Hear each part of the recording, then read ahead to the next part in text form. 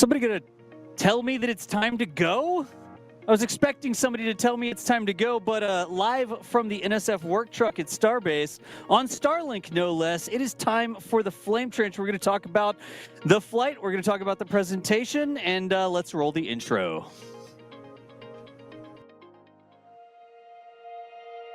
And here we go.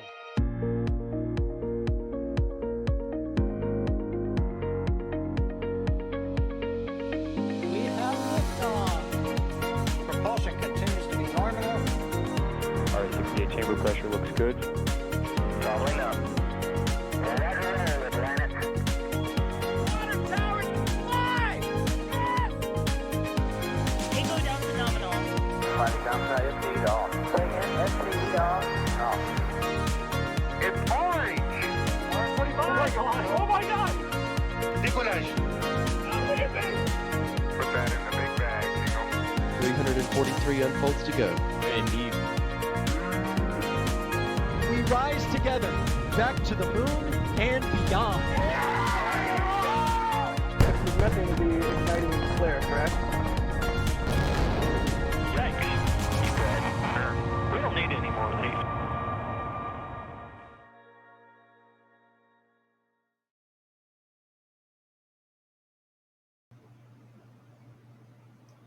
Well. Look who they put in charge to host this again.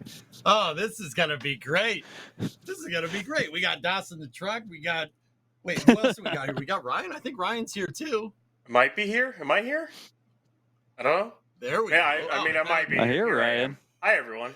Now it's a party. So, welcome to the Flame Trench, everybody. This is our weekly show where we kind of go off the rails and chaos kind of ensues, talking about space flight, talking about what's going on throughout the space programs all around the world every week. I'm EJ, your host. Once again, I'm going to make sure I do this right. I got Das over there. Yeah, I got it's Ryan me over over there. here. All right. Yeah. Where are you, Das?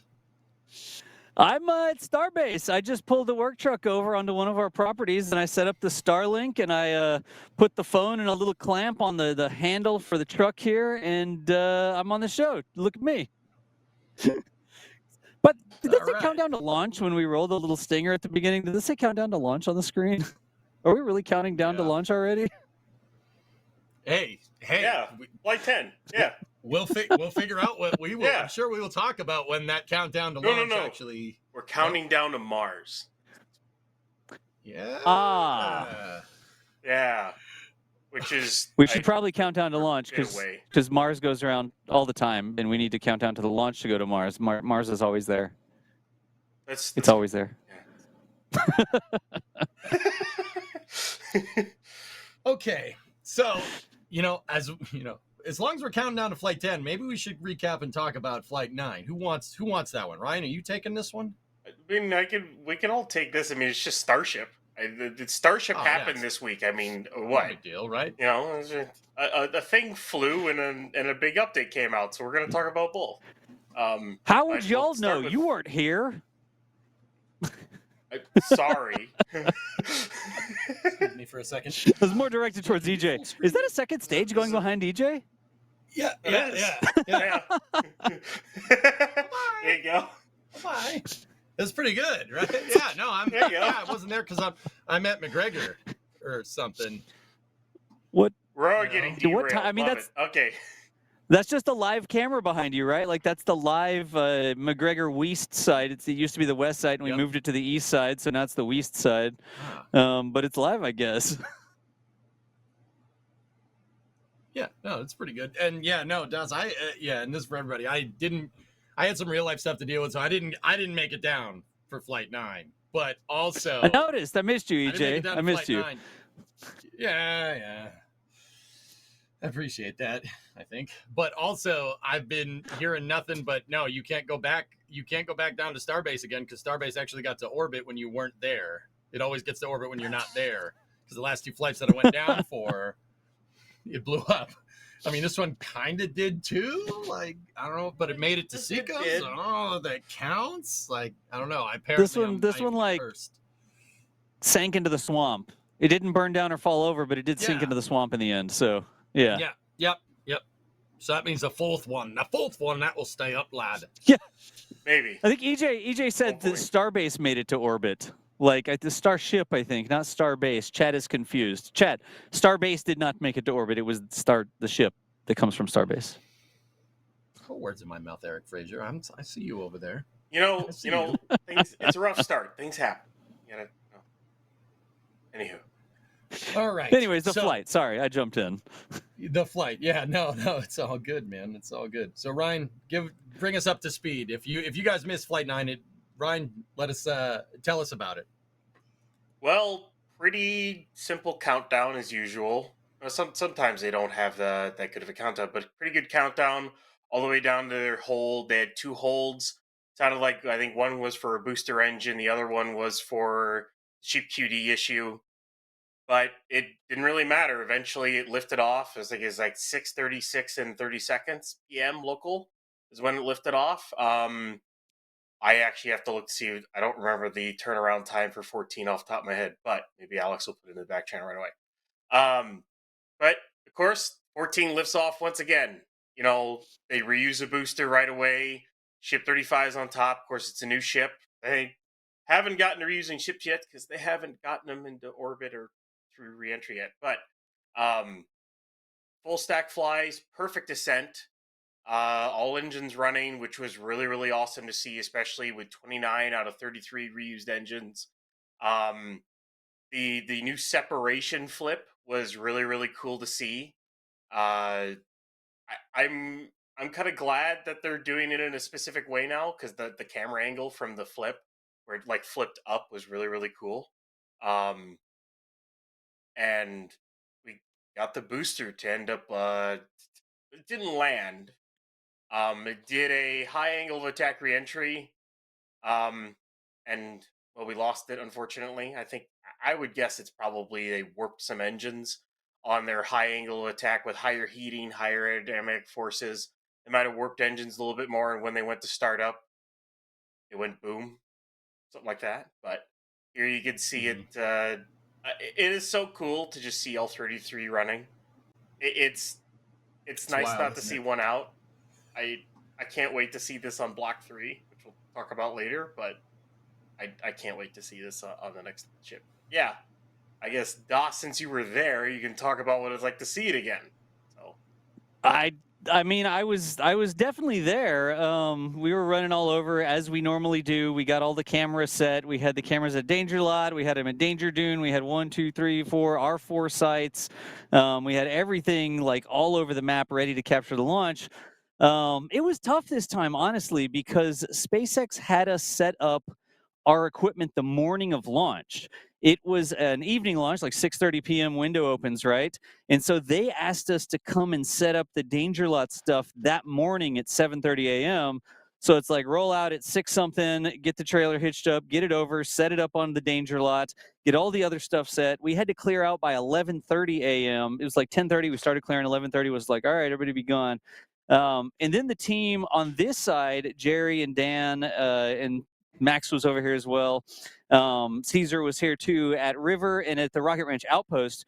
They came over this way and got their stuff set, but we had to go, Gage and Dee and I had to go all the way around the ship channel over to the hotel and load in all of the equipment for the hotel like a couple hours before launch. So it was a challenge for the team this time because it was so like all condensed into one day, all the setups sort of in one day on the SpaceX side and at the hotel side. We were down a couple, like EJ wasn't here. We didn't have Gene here this time, so we were down a couple hands. So look, hey, it's my tracking rig on the roof of the hotel. Nice. But anyways, it was good. Like it went. There was a little bit of hesitation there because we got that 40-second hold, and when you're on the roof, we're sort of like waiting with bated breath. Is it gonna go? Is it not gonna go? I don't know. So there was a little suspense building there, right? But it wasn't bad, and then it went. We did see a little bit of an anomaly at liftoff. You said like a perfect liftoff, but we did get that weird green flash from that one engine at liftoff. I don't know if we have that frame that Max caught, but there was a green streak coming. Yeah, there you go. I don't know if we can enhance in on that, but you see that one green streak? But I talked to Max about it, and it was literally just a frame or two. it wasn't like that engine continued being green. So what caused that really obvious, it looks like a single engine to have that green plume? I don't know, but it cleared up. It was literally only visible in a couple of frames. So it was a couple milliseconds that this engine belched a little green, and then apparently ran normally, because when we were doing the tracking shots, looking up the tailpipe of the thing, all the engines were running, and they ran all the way out to the boost back. The boost back was really cool. If y'all remember, SpaceX said previously the boost back would just sort of like go in a random direction because they had all the hot staging ring holes open. And when the engines would fire into the hot staging ring, the force would sort of go in all directions, in the way that the booster went sort of like was almost randomized, right? And here they actually blocked off some of the hot staging ring holes so that most of the force would go. Well, I guess you should really say that there was one area that got less force, and so the booster sort of went away from. Is that another second stage going by? What? The, Yeah, Is it the same we need to one? go back to EJ's screen real quick. All right, go back to EJ real quick. Look at this. What? This is great. It's just like Don't ask rush why I'm hour at moving with the McGregor camera. right now. This is awesome. AJ, walk. Act like you're This is walking. Act like you're walking. The chair kind of ruins the illusion, honestly. He just threw the chair out of the way. Yeah. EJ's Well, like really really getting big work compared to out here. that second stage. Yeah, this is it. This is a Falcon 1 stage. You know? Like that's what's going on. You got that video game character kind of just like the constant. You know what I mean? I'll just walk away. Like you're walking one direction. The animation's messed up. Yeah. Right. Okay. Oh, jeez. Y'all, if I'm hiccuping some, I'm on Starlink here. I just threw a Starlink outside of the truck. We do have a full-size Starlink. It's not a mini or anything. But I can tell my frames are hiccuping on my end a little bit. If y'all hear me hiccuping, it's, hashtag Starlink. That's hilarious that they're rolling 2 stages back like within rapid succession. That's it's the same one. You flipped it. Closer. Did it just go in Stop circles? moving the camera, damn it! I'm trying to push this. This isn't working. I'm pinging the camera up, channel. Ruining my joke. Okay, so it's not 2 different ones. It's the same one, and we had a longer shot of it, and then now we've switched. We had another camera when it passed closer. So it's not 2 different stages. It's the same stage from 2 different views. All right. Good deal. No. Was it the same stage? Pizza said so. Pizza's pretty old. Yeah, exactly. EJ's gonna get run over. Anyways, Deja vu. the flight was really cool. The booster flip, where the booster intentionally did the separation and then went nose up and did almost more of a Falcon 9 controlled boost back burn, where it went up and it did the Really up cool. sort of up of it. I could feel it. Like when I was doing the tracking, because I'm using the big robotic tracking rig, right? I'm using an Xbox controller to track it, and the movements on the controller are really right. You have to have really fine control over it. Exactly like that. Mine is white digital camouflage though. And so you have the thing where the booster's going up, like the full stack's going up, and you sort of are way up on the stick, and then it starts to go sideways, and you feel yourself sort of transition way to the side. And then from our perspective, it does an inversion, and it actually starts to go down again. Like from our perspective, it's going up, but from our perspective, it's going down range. And so you have to transition the stick, and you have to start going.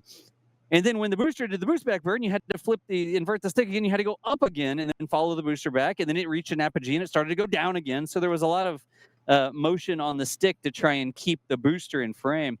I told the ship, if you watch the Starbase summary from today, yesterday, in there, you can hear some of our back channel commentary. And if you listen to the ambient track where you have like our radio comms, you can hear us talking to each other during the launch and tracking. You'll hear me say something like, "I'm following the booster. The ship can do whatever." I just didn't care. I'm like, the booster, I want to see the booster do its thing, and the ship's just going to go downrange. So somewhere in that commentary track is not showing a lot of love to the ship itself. So anyways. Not sure that's the first time that isn't the first time you said that. I'm pretty sure you said something like that before. I don't care about that booster. You know. Well, it's we've done it both ways. Like there was one launch where I think Jack tracked the booster and I tracked the ship. That might have been like 1 or 2 or something like that. And we just call it out loud. We're in CommsNet. We have like real-time radio comms with each other. And we make a plan in advance, but if we make an audible, like a call on the fly, we'll just say like, I've got the ship. And then Jack's like, I got the booster. And if you've seen Jack's footage of the FTS and the booster blowing up from that flight, it's because we made that audible call and we were communicating to each other in real time, like what the plan was and who had what. So anyways, yeah, it's good. Hey, Jay, if you can go back, there's a couple of things. You go back to the separation, if you can. I just love. Yeah, you can literally see it. So you get Miko, so most engines cut off, and then you see it split up. It's really, really cool the way it does it. It looks so cool. That thing flips fast too. Yeah. Yeah, man. Considering how tall that thing is, then the really cool thing coming up here, which I thought was a really, really cool shot. You see the ship all the way over there? At the bottom of the booster, you can see the ship still going off as the booster. And then you can see the booster plowing away from the ship camera. Oh, that's like one of the the coolest shots ever. Love that. It's pretty good. That was really cool. It flipping back around, and then the anomaly is this. That looks like it might be my track there as it's coming back. It's either me or D. Maybe it's me or D or Max or somebody. I don't know. But it goes down, and the weather was not fantastic. Nice, clear blue skies above, but down close to the ground, we had a significant amount of haze, like actual just ground haze. So when the stack was on the pad, it was almost difficult to see. It was really sort of blurred out, and the contrast was sort of bad. And here, it's falling out of this nice, perfect blue sky. You see these great vents happening. You can see the hot staging rings separated, and at some point, it's a little like highlighted in the venting, right? There's a contrast showing the ring in the venting. But as the booster got closer to the ground again, it ended up in the haze, and without the engines running, that bright point of light to track, we sort of lost it in the haze. We couldn't see it anymore until it blew the heck up, right? Yeah. Which is going to come up here in a second. Yeah, I'm watching the video. I'm not gonna lie. It's got to flip back down and then re-enter, do its high angle of attack, which it kind of stinks we didn't have like a side shot of it, which would have been really, really hard to get considering where the booster currently is over the Gulf. But like a side shot would have probably shown a really cool angle of attack as it's coming in. I guess you can kind of see it here. It's a little bit more tipped. You got the clouds in a second because there's like no context. Like, how fast is this thing moving? You don't know. And then it goes through the clouds. And when it goes through the clouds, you get some serious context. This thing was hauling the mail back down to the earth.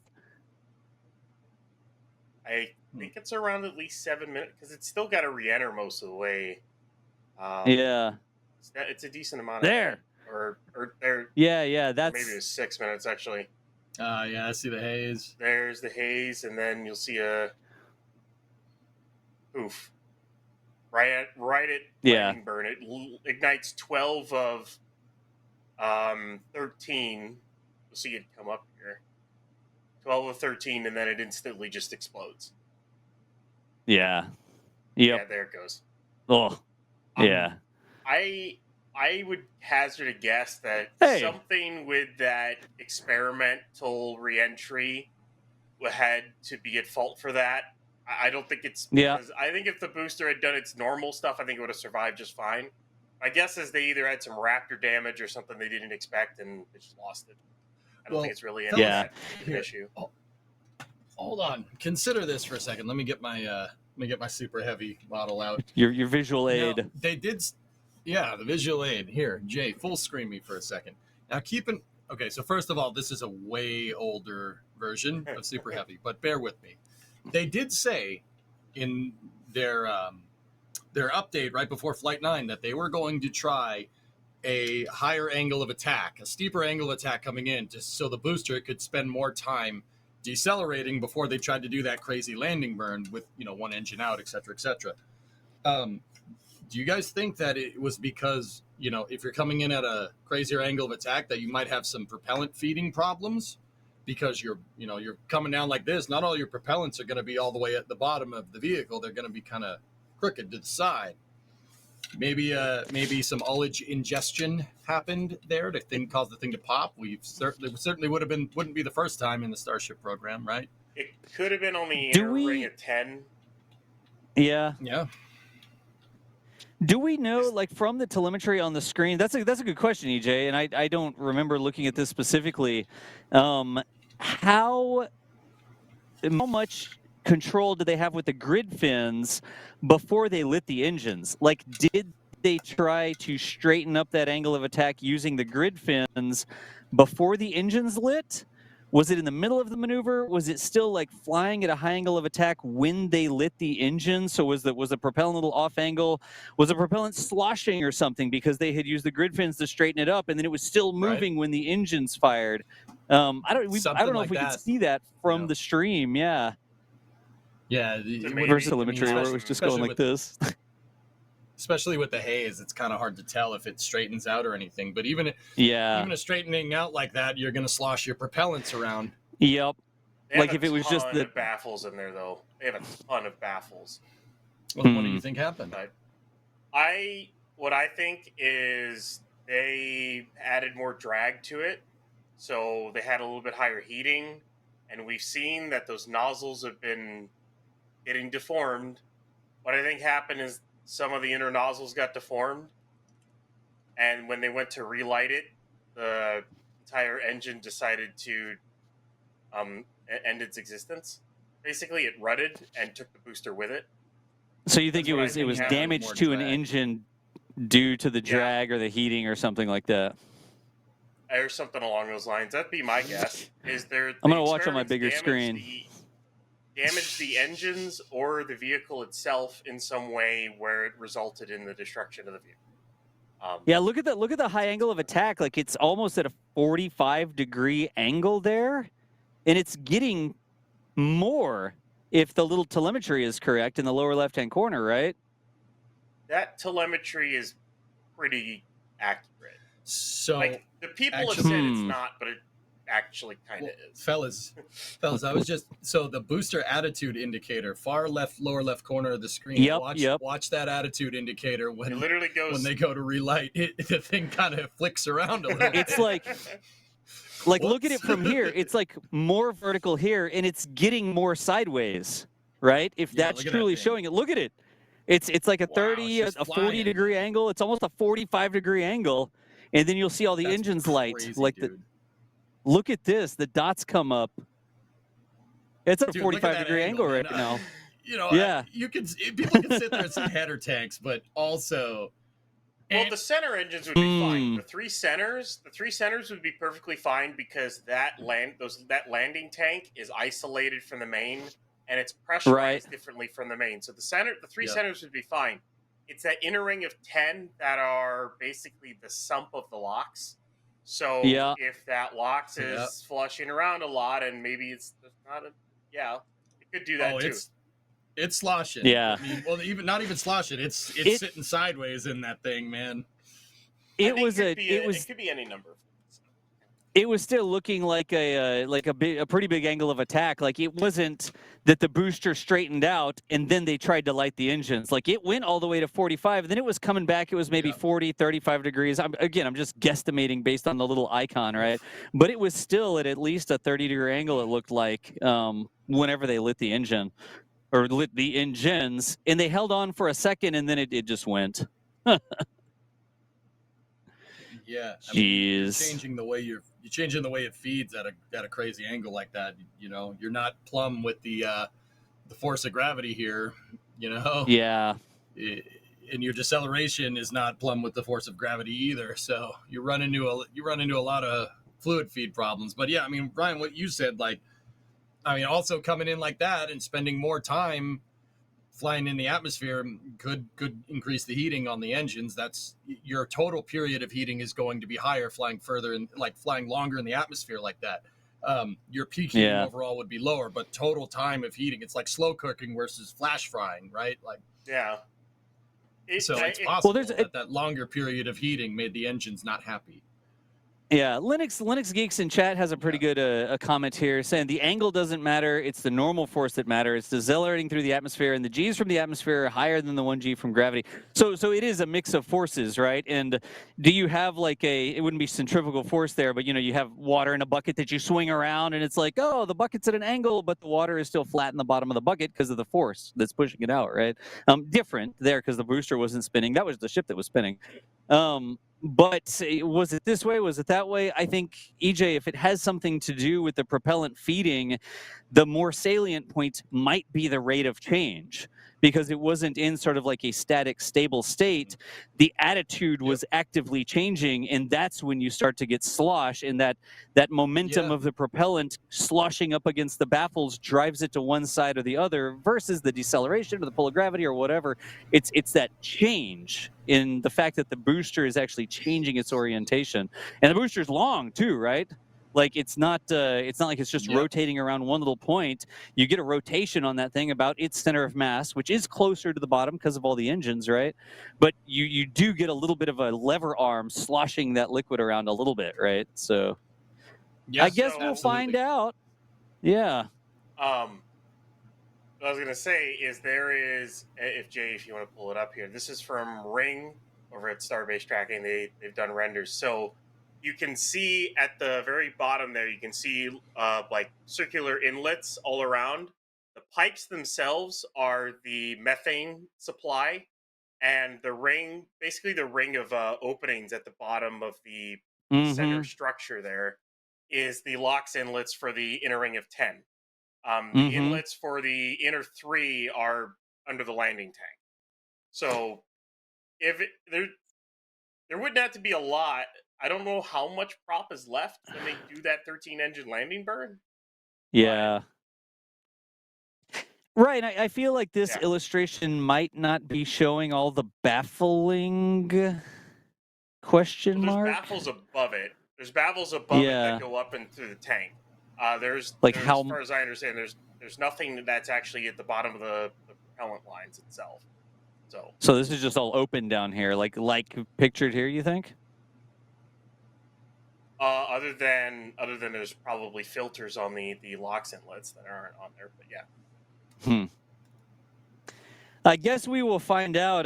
We do know that relative to the ship, I guess maybe we wouldn't find out from that because the FAA did require an investigation, but the investigation announcement, press release, whatever, specifically said it was relevant to the performance of the ship not being flown to orbit and recovered in the manner that they expected or planned.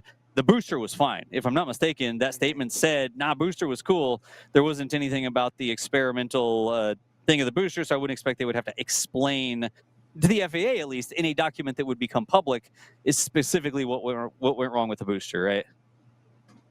Yeah, I would think one of the exemptions for boosters if they have a Raptor related run on landing burn. I'd have to look back at the exemptions, but and if like something's along those lines, then they're fine, like on the landing bird. So that's why it's basically exempted for that.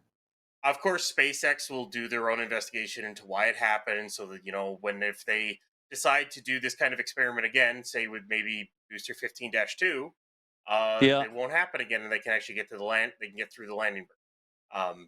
Otherwise, there is an investigation for the ship, which I guess is the next thing we should talk about. Is the ship went all the way to Seco and got past Seco finally?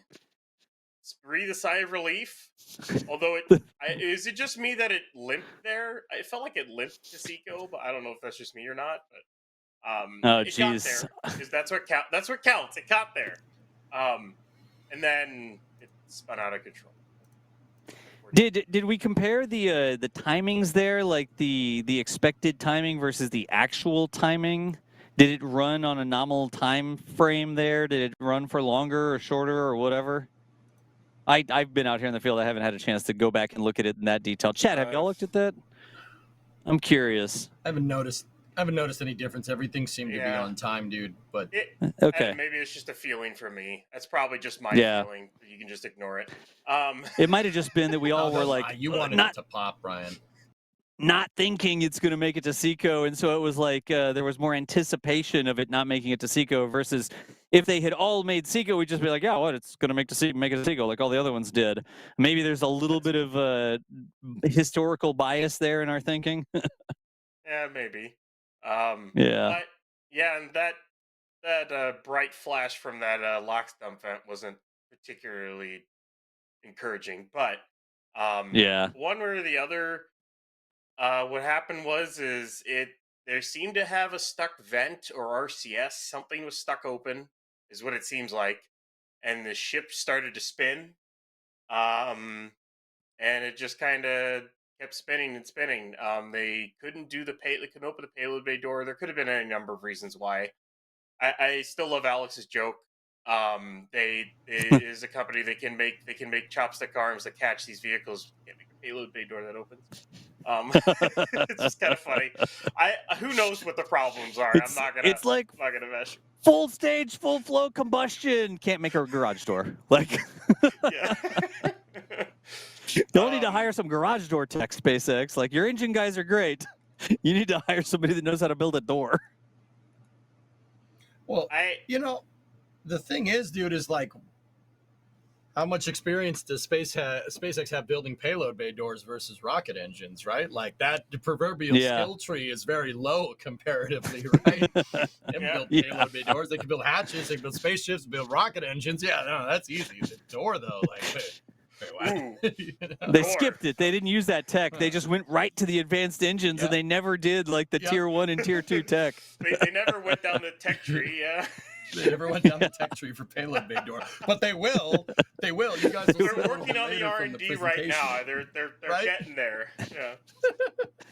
They're collecting science from around the mega bays. They're like taking the temperature and the barometric pressure. They're trying to get enough science points to figure out how to unlock the payload bay doors. They're using the hovercraft to do it, man. Hovercraft, nice.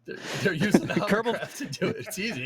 How many people have no clue what we're talking about? Like in chat, how many people raise your hand have absolutely no clue what we're talking about right now? Well, you got to go there, man. I want to explain it to people. If they don't know, I want to explain it to them, you know? I don't want to leave anybody out. I made an acronym video explaining things like I want them to know, so. Yeah. We got a lot of hands up in Twitch chat, man. Oh, okay. So difficulty on this little teeny tiny bender mouth, payload bay, Pez dispenser, teeny tiny door.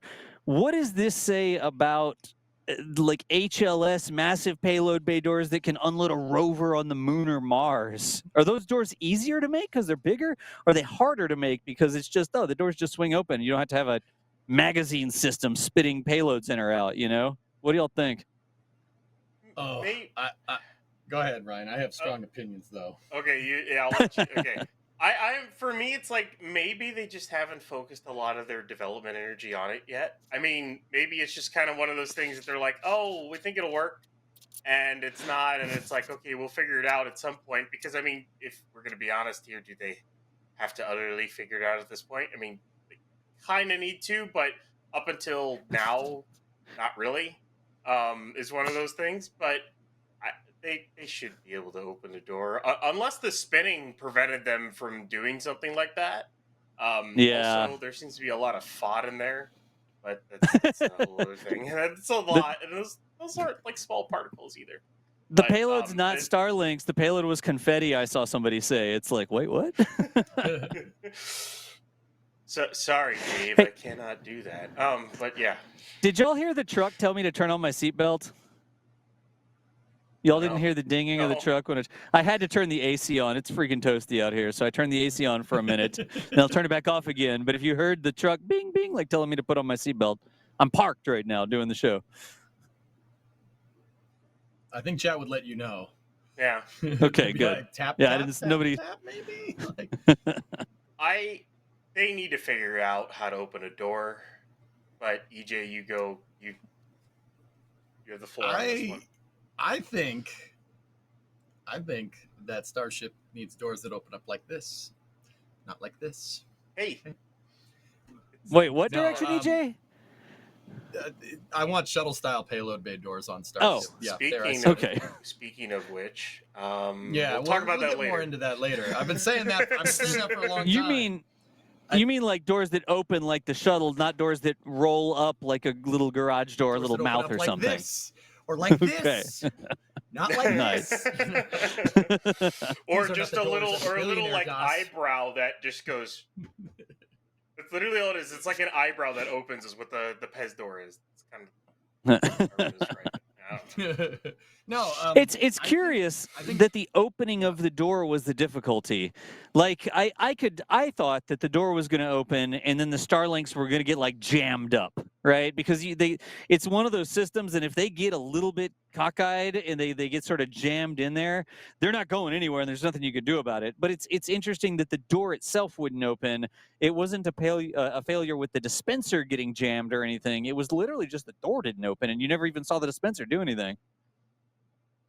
Which They should I have just wish ran we the had dispenser and tried to bust the door open. which- Just like push the Starlink against the closed door and see if they could like open the door forcibly by pushing it with the Starlink.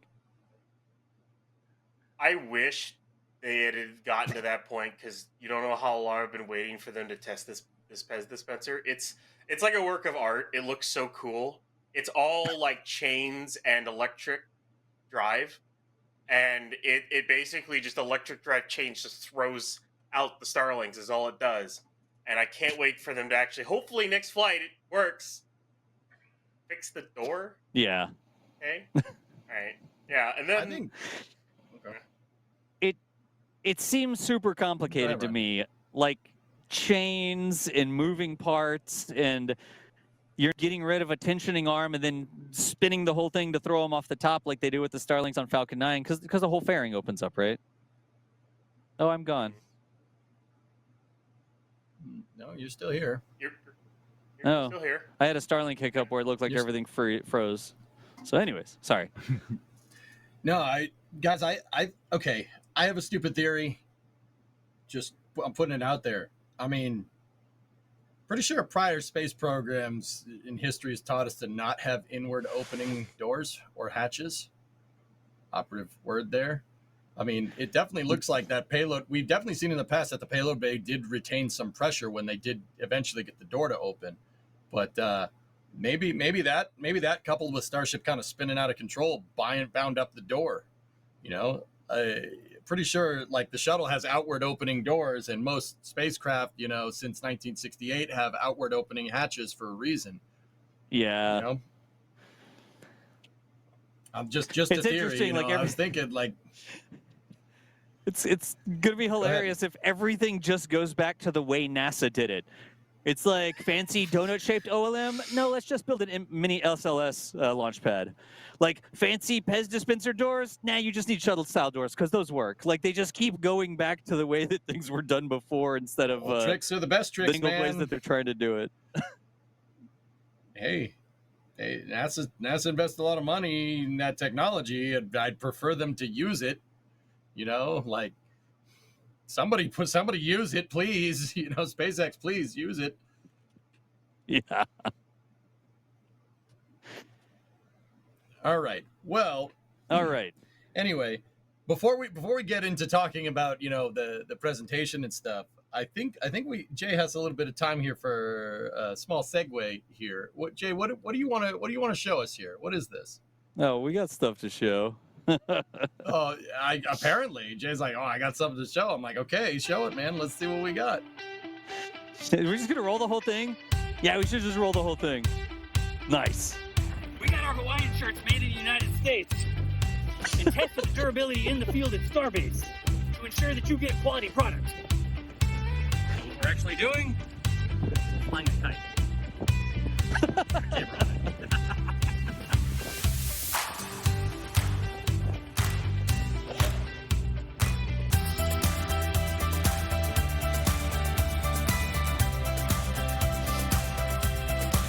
Look at that! That's amazing technology.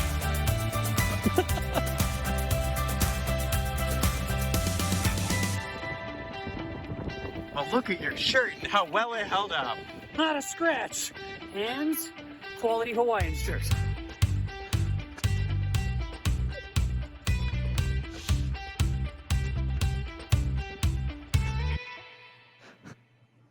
There's an outtake.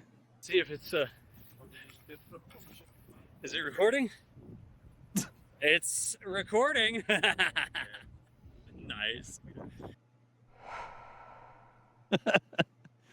So backstory is required. Ryan, EJ, had y'all seen that yet? No. I That was the first actually time. hadn't seen that yet. I've been. Y'all hadn't I seen had that to- yet? I got busy over the week, and then of course yesterday Elon decided to drop the whole thing, and I had to do a whole article. That was fun. But So anyways, yeah. the that's good. backstory, That's good. right? TFR. Can't fly a drone in a TFR, right?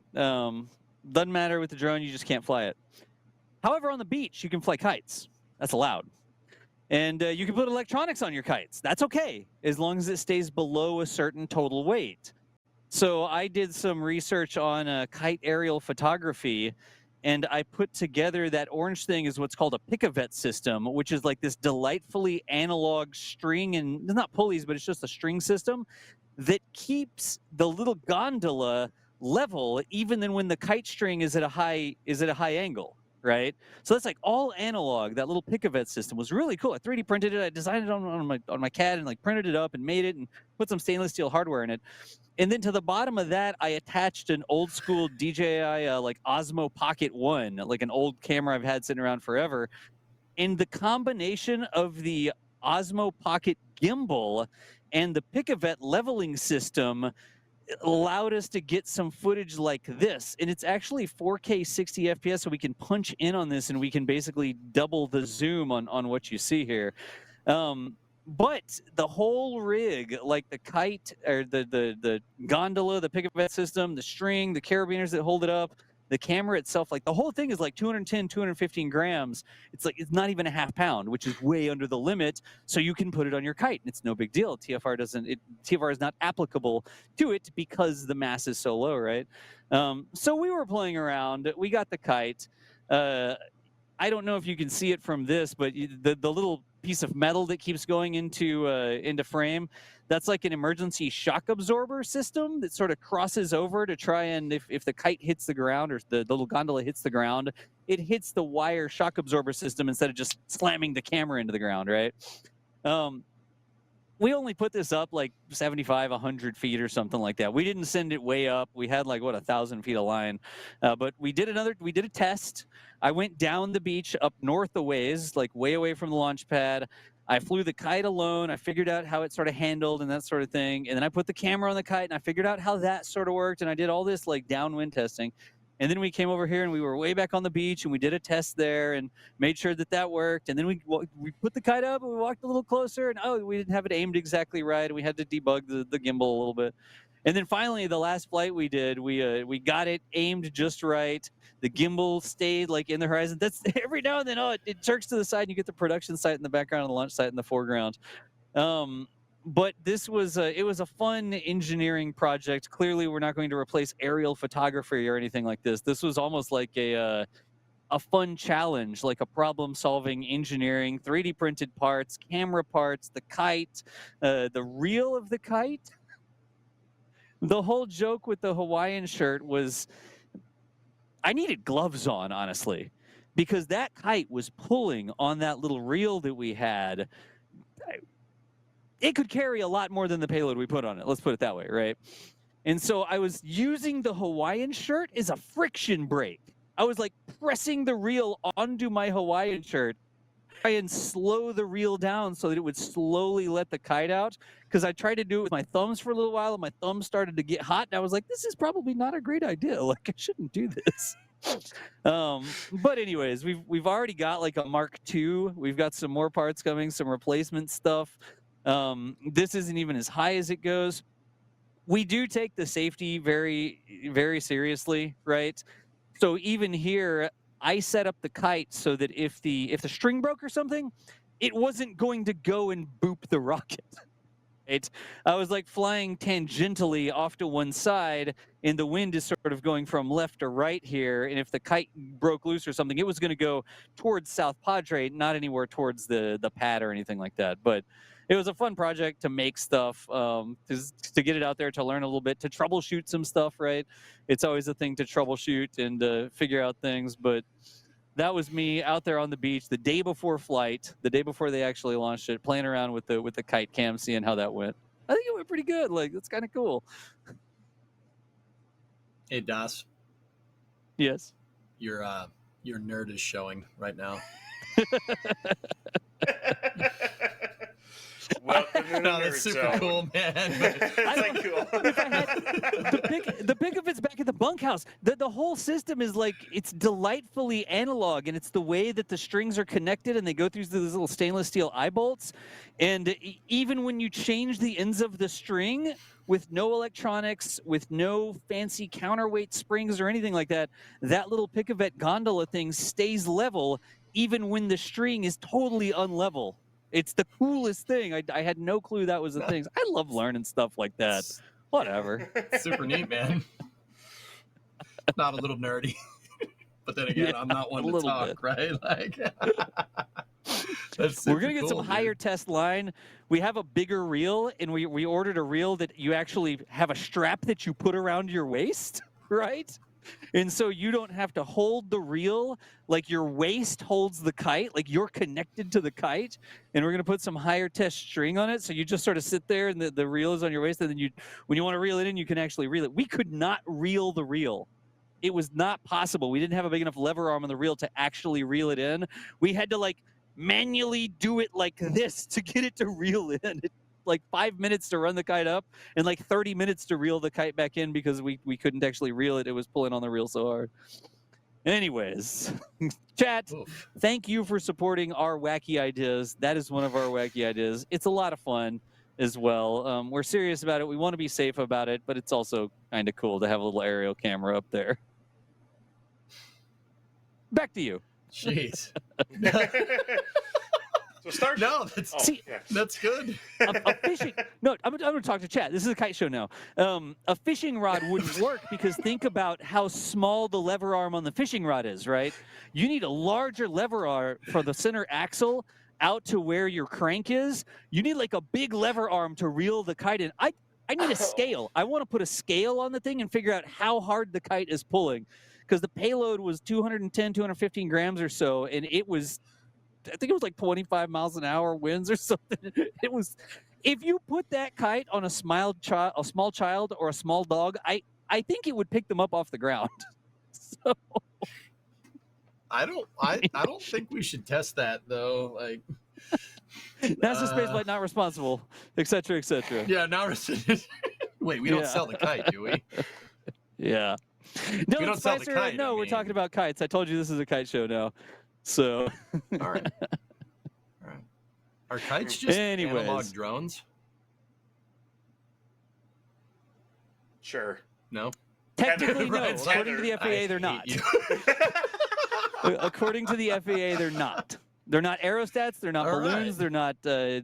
They're not any of those things. It's just a kite, and as long So as it's light legally. enough, it's just a kite. Yeah, legally, it does. All the exclusions and stuff like that don't apply to it. Crazy. Anyways, what else are we supposed All right. to talk about? I just want to go All get the right, kite well, now I'm and gonna- show I'm gonna- y'all how the kite works. Dude, do you have it with you? It's all the way back in the bunkhouse. No, I should put my phone on the Oh, kite, that and then would've we been could just have mint. a live feed from my phone. Would just run the phone up the kite. Oh, we could totally Dude, do missed that opportunity. Come on now. Here we go. Next week. on the flame trench. It's like live from the kite, and it's here at the beginning, and I'm in frame, and then I start letting it out, and the phone like starts going up off the ground. Okay. Oh dear. Anyways, Philip Whitehouse Okay. did 40 pounds in super chat. Yep. saying 4 years, Yep. 9 months ago in the NSF Discord, I suggested kite cam as a crazy cursed idea that might fit in the FAA regulations. Here's some more money for the next cursed idea. Philip, thank you for the the super chat there. That's awesome. And as long as we're going through support, dude, Space Pope had $50 in there to bless this trench. So thank you, Space Pope. Thank you. Appreciate it.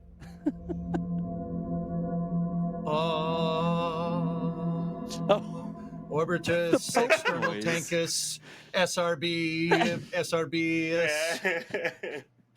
Whoever something. chose that Pope noise has like never been in a church before, I think. But anyways, It's all right. it's the Flame Trench. It's off the rails. Aren't we supposed to talk about other topics? I mean, we I can talk mean- about that the ship did an uncontrolled reentry. All right, let's talk about Yeah. that. That's the next step. we could get to the ship part. So, Ryan, they had a leak, huh? It seemed like it, and then they lost all RCS, so they lost control because your RCS is RCS is how I'm going to put it. Is your tank vents based off your ullage, and when you lose your ullage, you lose your control. So not only when you lose your ullage do you lose engine control, you also lose RCS. So you lose all control of your vehicle. At that point, it's just re-entering. Yeah, And it re-entered And it- uncontrolled, it had that spin too. Like it looked like Flight 3. it wasn't an engine flame out that made it spin. It was like a leak that exerted a force on it that got it going at a pretty good rate. Yeah, it was spinning pretty good. And then, of course, even once the leak stops, well, you can't correct for it because that leak literally took care of your RCS system. So Yep. they just tumbled and re-entered tumbling.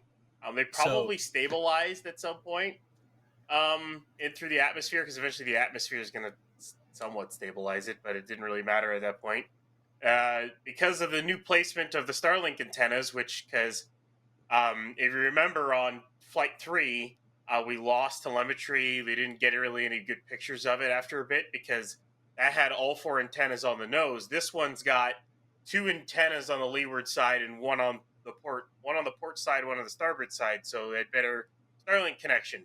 So we actually got to see one of the flaps half melted off, one of the aft flaps. So that was kind Yeah, of cool. it like crumpled But- all of a sudden, didn't it? Yeah, crumpled, melted.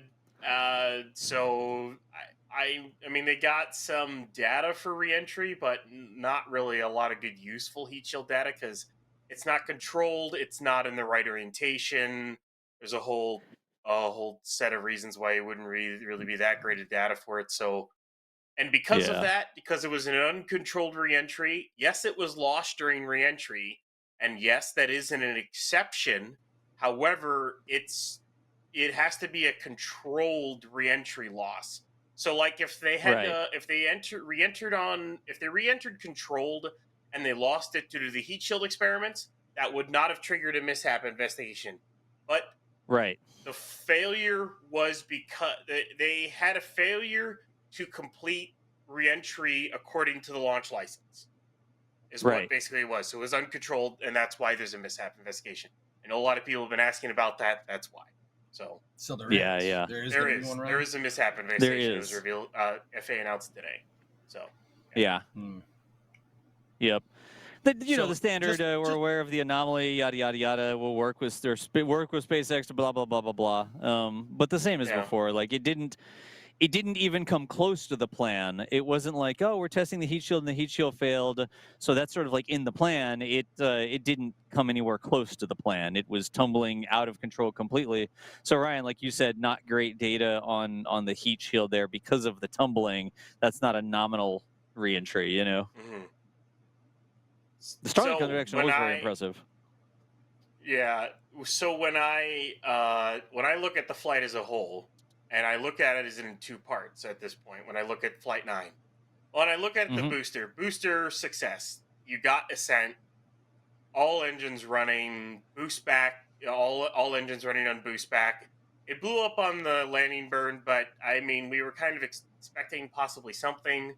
They were trying to experiment with it, but your first ever reflight of a super heavy booster is a success. That's a huge Yep. win for the program at large. And then you get to ship.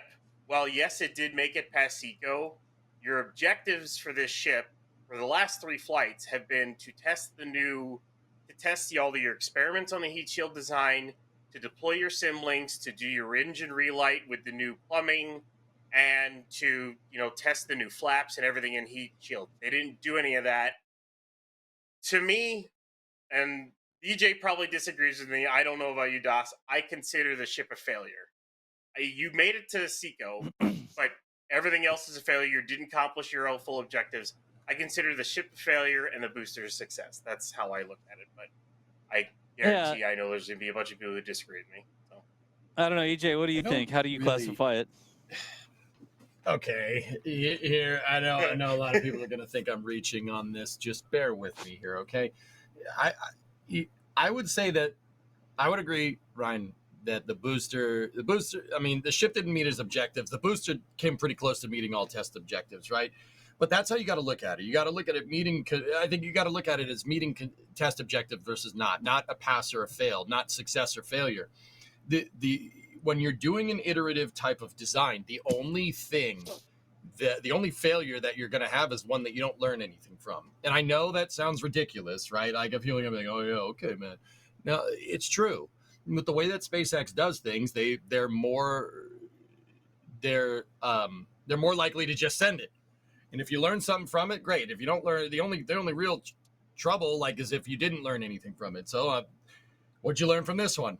Well, you learned a good way to get the spaceship into space, but you still didn't solve those leak problems. So you got to figure out a way to do that. But you figured out a way how not to re-enter the Starship, which is pretty cool. Pretty sure they already kind of knew not to enter it first. They already knew it shouldn't spin uncontrollably during re-entry. Like, yes. Exactly. Yes. Yeah. Well, good learning. But good learning.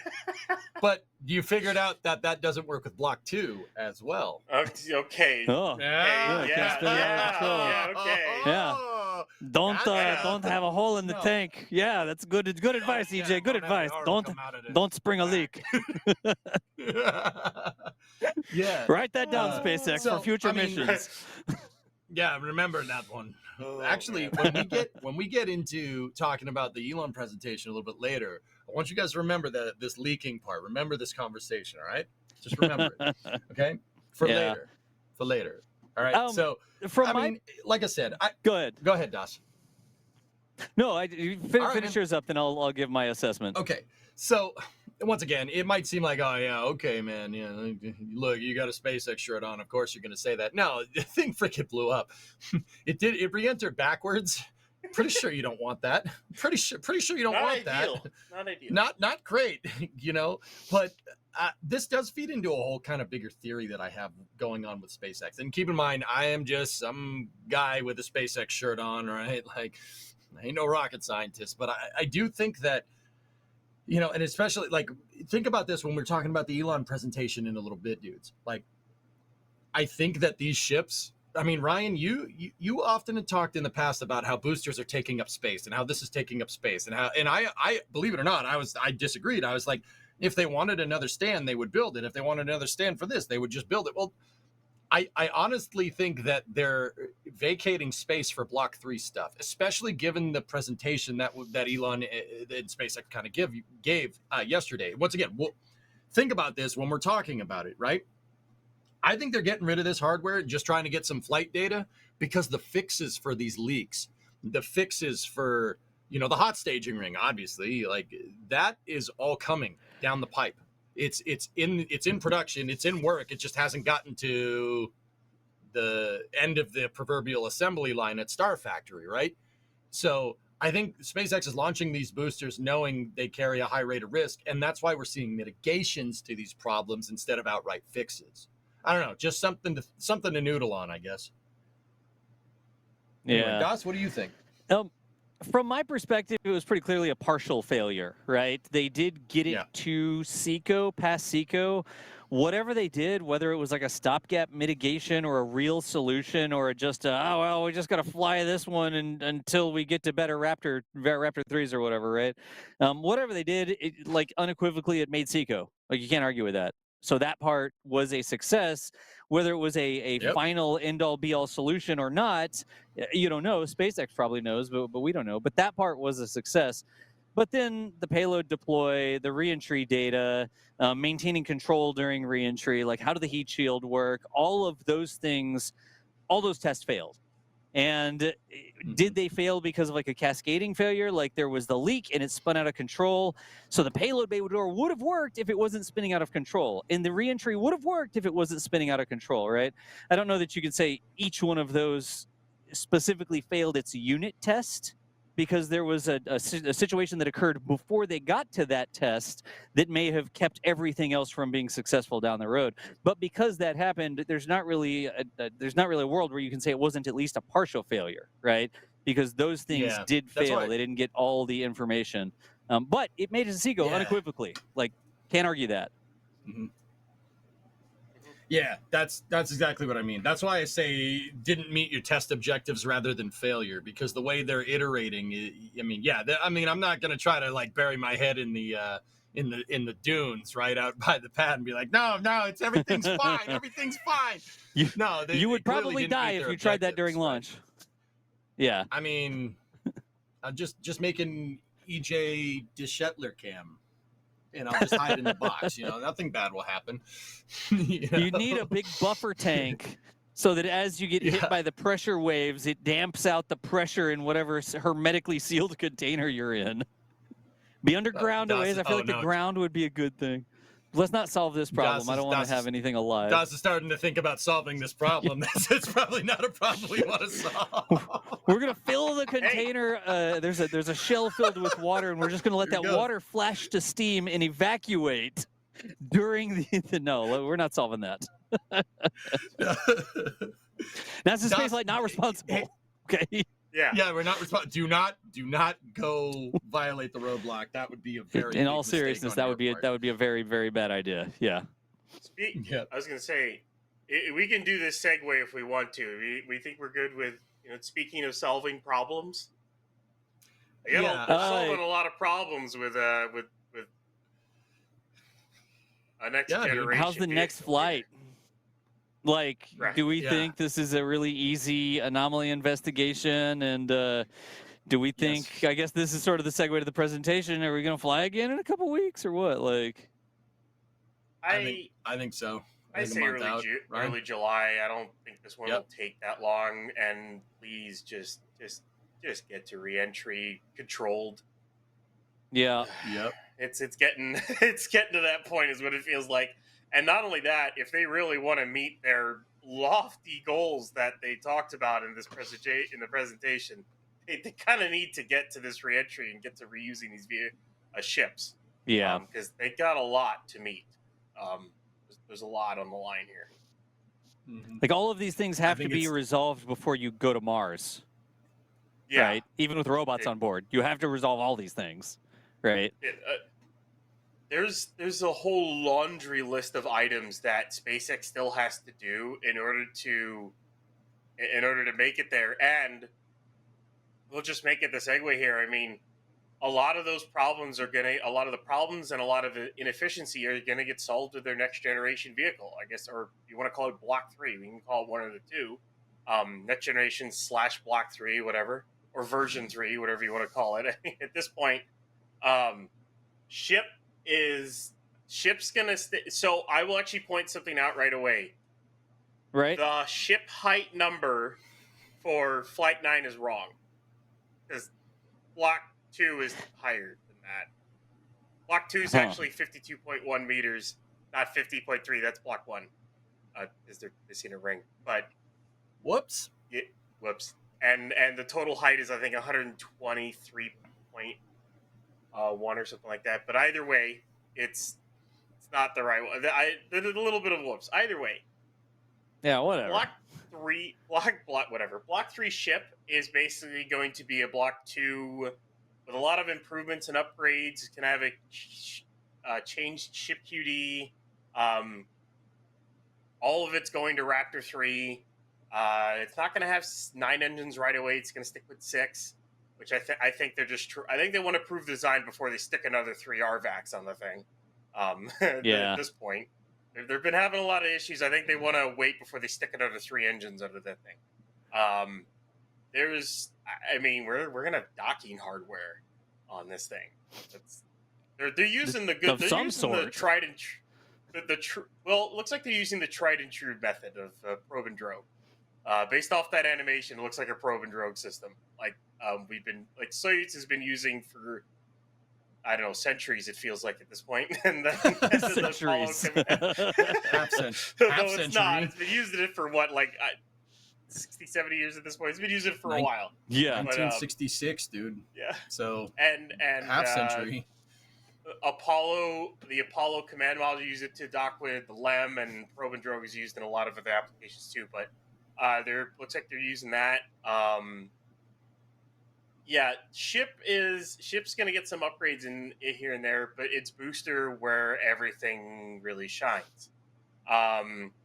Booster sticking with 33 engines. It's not going to be 35. Anyone who thought there's going to be 35, not happening. The only reason Should we just go through it the says that- slides? Should we Should we just? I think we have all the slides, don't we? Should we just go and talk Yeah, about we each have all the point in order slides. to make sure we don't miss anything? Might as well. I'm in.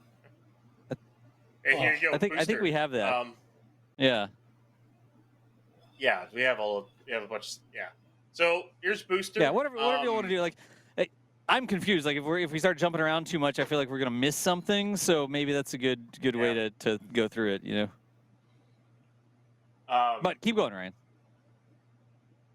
Okay, Jay. Okay. So, well, I'll just kind of talk about, I mean, just general. So here we've got Gigabay, Texas. So right at the top. 2 massive doors facing Highway 4. It's going to be right in between That's the cool. parking lot and Star Factory. It's awesome. Where we can see them digging up a bunch of material right now, even on our camera at the production site. Produce 1,000 starships per year. We'll see how close they get to that one. I think that number's more of a combined of both factories and both bays at Roberts Road and Texas. Maybe that's just me. That's a lot. That's a lot, but we'll see. They compare that to how many planes Boeing and Airbus builds. He likes to make the comparison to how many B-24s were built in a single year during World War II. It's almost 7,000 in a single year. That was the Willow Run plant, if I remember correctly. That's right. Right? Yeah, baby. Yeah. And Ford I mean, operated 1,000. that plant. Yeah. Just saying. First on race day. five. But 5,000 Starlinks is a Sorry. lot too to make. Like it's a lot of satellites to make in a single year. Okay. I mean, to you, if you can make it, if you can try it, you know. Starlinks. You said Star. Are you talking about starships or Starlinks? 5,000 Starlink sats in a year, apparently, and 1,000 starships in a year. That's the production rate SpaceX wants. Yep. Yeah. I can believe 5,000 Starlink sets. That doesn't seem that difficult. 1,000 starships, they ain't got room for 1,000 starships. You got 3 rolling off the line every day. Where the heck are you going to put those things? Like, you have to be launching them because you do not have room to store them anywhere on the ground. I don't care how many facilities you have. Like, you have to put them in space. Because there's a lot of it. Because there's a lot of it. Nice. Dude, I think it's very interesting that this isn't the first SpaceX presentation where we've seen them reference the B-24. I just want to call attention to that real quick. From 1943 to 1945, the Willow Run plan in Ypsi in Michigan cranked out 6,900 planes. That is ridiculous. And I think that somewhere they keep referencing that. Elon keeps talking about that. SpaceX keeps talking about that. I think he looked at that and said, we got to do that with starships. Like, and then they were like, maybe no. And he's like, oh, all right, well, still got to do a lot of starships, you know? Like they always put that in there because I think that's like the quickest form of mass production of any aircraft ever. It's just super interesting. It's super cool. It's like such a weird comparison though, because the aircraft is not. It's like an order of magnitude or two smaller than the Starship, right? So, like, I could see lots of aircraft being produced. I can see lots of cars being produced, that sort of stuff. But Starship is like a skyscraper, right? Like, how I mean, the B-24 it's is a not a weird small comparison. Like, aircraft the comparison either. doesn't really. Yeah, but It it's not the is. size And of a then compared Starship. it It's to not even Tesla. close. And then you're I- comparing Yeah. it to Tesla at 1.7 million. The comparison is Yeah. it's whatever. The only real comparison I would say to is Boeing and Airbus with planes. But here's the other part to Yeah. that too is Starship. While yes, it's a rocket, it's mostly empty space. You're not including for those planes the fact that you have to put in the amount of wiring harnesses, the amount of control cables or control stuff, all the flight controls that have to go in it, and then the interior work that has to get done in it. The climate systems, the seats and interiors, the No, yeah. electronics, like the entertainment systems and communication systems, like Yeah. all of the things that I feel like It's not a great a comparison. 747 is probably more complicated than a Starship. Would y'all agree or disagree that a 747 or a A380 or something is more complicated than a Starship? In its current form, yeah, probably, yeah, absolutely. The DJ, only you mean way like I think go Ryan? I was going to say the only way I think Starship eventually gets more complicated is once you get to the ones that go to Mars, the ones where you need the ecosystems that you have to put in there. That's when I think it gets more complicated. But right now, no, a 747 is far more complicated than a Starship. But then In again, terms of what you have to put into it. But then again, propulsion is the most complicated part. I mean, Ryan, there's no doubt, like, if you're taking apart a CFM56, that's like a little bit easier than trying to replace like the batteries on an airplane or an APU or something. That's by far and away the most complicated piece. And Starship does have more of those than a 747 or a 737, right? Like, I mean, I don't know, something to consider now that I'm really thinking about it. Yeah, but they just put in 33 of them, or they put in 6 of them. Just install them. The piping is complicated, but it's not a lot of different systems, right? It's the same system that you've installed a lot of instances of versus there are 50 totally different systems unrelated to each other as opposed to 50 instances of the same thing with a little bit different piping. It could go either way. Yeah, I'm I'm not, picking up what you're laying down. winning points one way or the other. It doesn't really matter. For me, there's a mass thing as well, like how big it is. Like comparing it to a car, clearly you should be able to build more cars than starships because starships are freaking huge and cars are not freaking huge, right? We build lots of cars. We have lots of space to put lots of cars. They don't take up much space. Starships are a little bit of a different animal there. If I were to say it, I gotta remember off the top of my head here. Trying to remember how many bolts are on the inlet, but there's probably about 30, 36 bolts on the inlet to take the inlet off of a CFM56. And you got to take the 2 side fan cowls off plus the thumbnail. There's 8 attachment bolts and probably 12 connections to it. And then you got an engine off. And there's a little bit less on a Raptor. Are you talking about the Raptor? Or are you talking about a jet engine, right? A CFM 56-7 off of 737. Okay, Yeah. gotcha. I've taken them off before, so I'm trying to think in my head and remember exactly how much stuff there is to go along with it. But there's a little bit more to take off than it is with a Raptor engine, for at least with current gen vehicles, because they're going to get rid of a ton of shielding, which we can go about when we talk about that. Yeah. Trying to take all the shielding off looks like a whole lot of fun right now.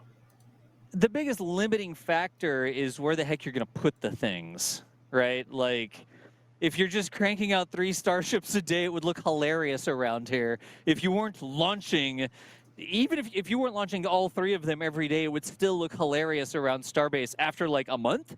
And there's just 30 starships like down the side of Highway 4, just like, there's no room to park them. We're just putting them on the side of the road. Like, you don't want this, or it would be hilarious. I'm all for it, but why build them if they're just going to sit out on Boca Chica Beach for like months until you can get the flight cadence up? That doesn't sound like a great use of time. Boeing had no problem doing that with 737s. Just putting it out there. Less on the beach though, where they rapidly fall apart, right? Like mostly all of my equipment out here falls apart.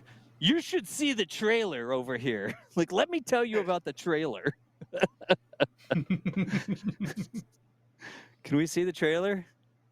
Yes. There, the trailer. That thing there it is falling apart. It is being held together by mostly rust right now. Hey, I fixed Where some am of I? that. There. You want me to take the phone over there and let you see your handiwork? Yeah, sure. Yeah, dude, let's do it. Let's see the toast, bracket. dude. It's so toast. It's, gone? like, oh, the bracket's not bad. Are The you bracket was a big, thick serious? thing we just bolted on there. It's I was toast, gonna dude. say, man, EJ, that I'll thing take the was camera. hefty. For members, like Do when we're done with the main show, I'll take the Oh, phone over and I'll okay. show you the poor trailer. The doors have all rusted off, like the galvanized doors. Those things are freaking toast. The locks have rusted out. We had to replace a bunch of the locks. Like just everything is just rusting off of that trailer.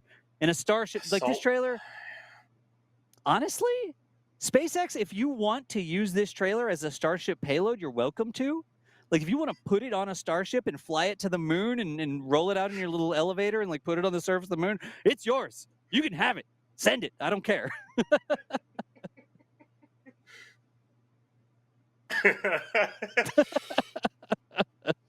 What?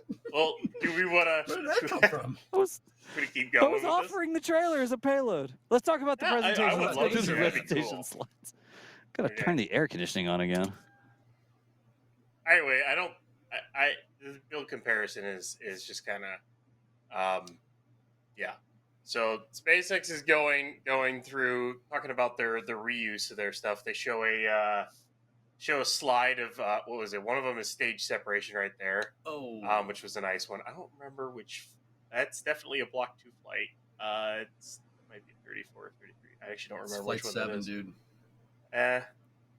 7 flipped up. Remember? Yeah, right. It's so yeah, and then they showed an animation of a ship catch. You got a slide here of the ship coming down. Dude, With that's so good. it's really That's cool. gonna be a thing when that happens. Oh, it's gonna be a thing. legit. I hope it's a perfectly clear day and you just look out and you see it just see that. The boosters caught on they may catch the booster at pad A or boosters on a transport stand off to the side and ship is caught right there or something like that. That'll be a sight to see. That's gonna I be wild. will bend over backwards to be here. I got to plug my laptop in, y'all. I will bend over backwards to be here for that because everybody is going to be looking up at the sky trying to find the Starship. And at some point, it's going to become visible and people are going to lose their minds. Like, absolutely lose their minds. It's like Guilty. Yeah. I want yeah. to try to be there for that. I want to try. Hopefully it's maybe ship 37, 38, maybe, or unless they wait till Block 3 to do it. But and then what's going to power the new ships and boosters, I should say, is Raptor 3. And look at that. We got look how beautiful that engine is. Yeah, dude. Ryan, I was saying this over on Twitch chat. So Yeah. that picture looks like an AI generated picture, but we know for a fact that it's definitely not, but it still looks fake, but that's like actually real. That's a real picture, which is just so many Raptors. There's a lot of Raptors. Yeah, that's a lot dude. of Raptors in the look background at there. them. And they got them nice. They got them in nice rows, so you can go around and shop around for the Raptor 2 that best suits your needs. It's all It's nice like a rows. Christmas It's tree. great. This one's nice and full. It's got good plumbing, branches, whatever. This one's a little scrawny on this side. It's not very straight. Like with Booster 18 being the new Block 3, and Ship 39 likely being the first Block 3 ship, they only need Raptor 2s for Booster 16, which it should already have them all. 15-2 probably already has them all again, which means they need backups for those, plus 17 if they end up trying to fly it, and then for 37 and 38. And that's it. And they might have a bunch of extras lying around, which, by the way, SpaceX, if you got some R2s lying around, take one off your hands. Anyways, right? Wouldn't you? Yeah, I mean, no, Stick it right for behind, once I am 100% agreeing with you. Yeah, we should. Yeah, I'll take one. Yeah. I mean, if you How get rid of tall are them. they? Will they fit in my garage? Like a regular sized fit in my garage door? garage. Will they roll in? Yeah, maybe. I think the center will. I don't know about the RVAC, but Can I pick it up with a Probably pallet not. jack, or do you need a forklift? Like, It looks like either one. Ooh, I'm trying to remember how much a Raptor weighs. I think a Raptor weighs. I think the R2s are 1.5 tons. I think R2 is. oh, that'd be fine then. Dude, look- you So can do that with a pallet R1, jack. R3 is probably a little bit less with a little bit less stuff on it. So Look at Yeah. Raptor 3 serial number 6 right there. Look at the pallet that it's on. It has rooms for forklift forks and it Yeah. has rooms for it has room for pallet jacks. There So you it go. could clearly do Yeah. either one. I'm just saying, boys. Our back would fit. Yeah, saying. in chat, a little bit of confusion about what's on the screen. The number 6 engine there is a Raptor 3. The one on the left is a Raptor vacuum, right? Raptor 3 vacuum. So they're both It's R3s. a Raptor 3 vacuum. So that's not Yes. like Raptor 2 on the left-hand side and Raptor 3 on the right-hand side. They're both Raptor 3s. One is vacuum optimized with the bigger engine bell, and one is sea level optimized with the smaller engine bell. That's not Raptor 2 versus Raptor 3 in that shot right there. The I rest saw of Yeah, the a twos are in the question background. scroll through chat about it. Yeah. The Yeah, the there's twos are in the gonna background. be- Yeah. There's going to be no mix and match. It's once they go to block 3, it's all Raptor 3. And Yeah, that's it. yeah. And that basically SpaceX is what they're trying to do with the next generation vehicles. And as we go forward in this, they are trying to go from their somewhat prototype phase to try to get into a more operational stance. They're getting to a vehicle that can get them to the moon and Mars with an engine that can get them there. That's what they're trying to do with all this, and that looks. Yeah. I really This- appreciate what you're showing me right now. This is interesting statistics on this one because they said more than 300 engine tests and more than 16,000 seconds of runtime on Raptor 3. I guess this is about Raptor 3 because the header says Raptor 3, right? But we have McGregor Live, and we thought we had captured more than that. So I don't know if this is an old number that wasn't updated like immediately before the presentation. Even then, it wouldn't be like double or anything like that. But our McGregor live stream, we keep track of which stand has which types of engines on it, and then we have like a little database behind it because we pull all the videos and we keep track of all that stuff. And we thought we've seen a lot more than 300 Raptor 3 engine tests out at McGregor because they test stuff all the time out there at McGregor. But I They don't didn't know. say more than 300, but you know, Yeah, knows how many yeah. more. Yeah.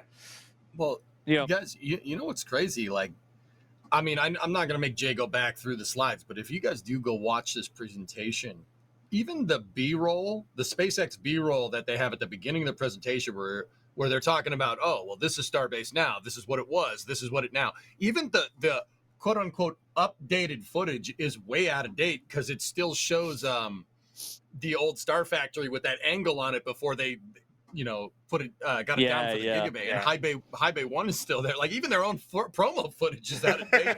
is old news. Yeah. Like, it's crazy to me, man. Like they filmed it maybe a month ago, maybe, and like no, They can't even totally keep up with different now. themselves. Like, yeah, right? It's pretty cool. cool. So, as we go down the list, as I was talking about earlier, we've got propellant transfer. So I can't wait for this to happen. This is gonna Yeah. video of this, like from either one of the ships, is gonna be nuts. I gonna want be an awesome. outside shot, but I don't know how Yes. to do it. Yes. you know? They need a Yeah. rover. They need like a deployable Right. satellite cam that they deploy, and it flies away and it shows the two starships from like a third-person perspective in space. That should be a thing. So they did. All I'm saying, boys, is that they did that during the shuttle program. Yep, the SPAS program. With the arm? Who knows? No, they had a little probe RCS powered probe that was made by Messerschmitt, Yeah. believe it or not, Messerschmitt Volkov Blum. They picked it up out of the payload bay, let it go, and it maneuvered away from the shuttle and took pictures of it from a long way away. Yes. And then it maneuvered back, and they grabbed it with the arm and put it back in the payload bay. I think SpaceX can We come up with need that. Pretty quick. that. Yeah. We That's need what we that. need. Please do this. That should be a Yes. You thing. know, Das, you were saying Yeah, they that were would be taking a all thing. the idea. Like, please take that idea. Please take Yeah, that that's a idea good from idea. NASA. Please do this. Yep. If They that should is just if send they a can third get the, Starship to watch. that is Yes. Hey EJ, that is if they Yeah. can get the door to deploy to open. Oh, wah, wah, wah. What's the monkey do? The monkey watches. There's a point in the video. Oh, here's the video here. There's a point in it, so you can see this looks to be the passive ship, and this is the active ship. So the target and the chaser. It looks like the active ship has 2 QDs on it. So it looks like it is one that's kind of more flush with the aft section, and one that's more raised. That'll be the one that actually docks, so that you know, you don't have the 2 tanks touching. You don't really want that. So deploys Well, like a probe and drogue system, docks, and then the QD mates, and then you transfer propellant, I guess. Man, I've seen They're gonna that do it. strut set up somewhere before, haven't I? Those 2 struts on either side of that big tank connecting the other thing to the other side. That looks familiar. Yeah, and they move fuel through them too. That's weird. Yeah. Yeah. Jeez.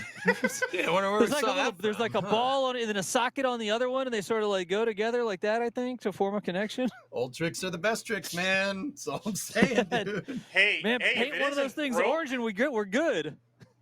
If Yeah. it isn't broke, don't fix it. It's orange. Right? Wait a minute, but that would mean that the instructions on the carrier aircraft are wrong. Dark side down. See, that's not a thing here. Nice. They could Yeah. update it for Starship, yeah. Yep. Leeward side down or up or direction Mhm. space. This is just a wacky idea. It's just So wacky. cool. I love it. So cool. Yeah. I love it. gotta be Starship done. is some. Yeah. I Go can't ahead. wait. I can't wait till it actually happens. Like I literally I can't wait till we see the hardware for docking up close. Like when the ship Yeah. that has the active and passive docking hardware roll down Highway 4.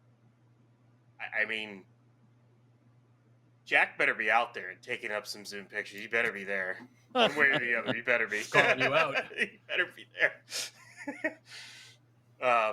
It'll look amazing. I literally can't wait for them to do this because they can't get to Mars without it. So they can't really go a lot of places without doing this. This has to work, really. Yeah. Or something. They're Which- not like yeah. this specific animation doesn't have to work, but they have to come up with some way that they can get fuel between ships so that you end up with one full ship and one empty ship. Like whatever it is, they have to come up with a way to end up in low Earth orbit with a full ship. Dude, you know what? You know what those arms look like on Starship? They look like Falcon Heavy arms on a center core. That's what those look like. That could be a You guys thing see too, it? yeah.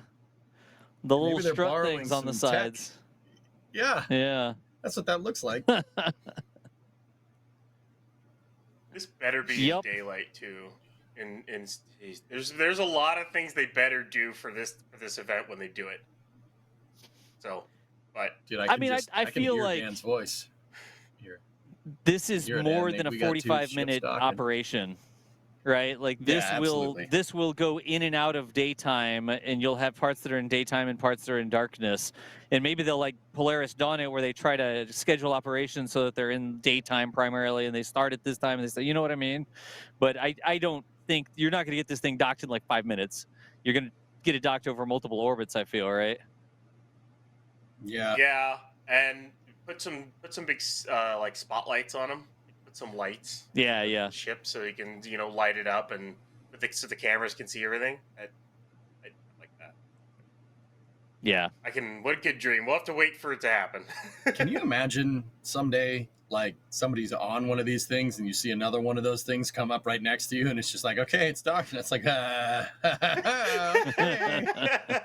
that's pretty Yeah. big. That's a big. Okay, Well, it's coming towards what's us. going to happen in future is this isn't going to be ship-to-ship docking, which, well, at least, I mean, there might be ship-to-ship docking for other things, but what you're going to do is you're going to be on board a starship headed to Mars, and you're gonna pull up to this depot, and then you're gonna dock to this depot that's bigger than your ship, fill up with fuel, and then undock, and then do your Mars injection burn.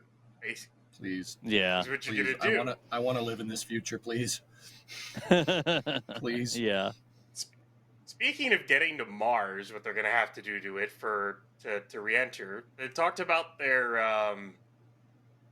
heat shield. How well, what was it? Yeah, Mars' atmosphere has 2 times the amount of atomic oxygen, so might be a little bit hotter.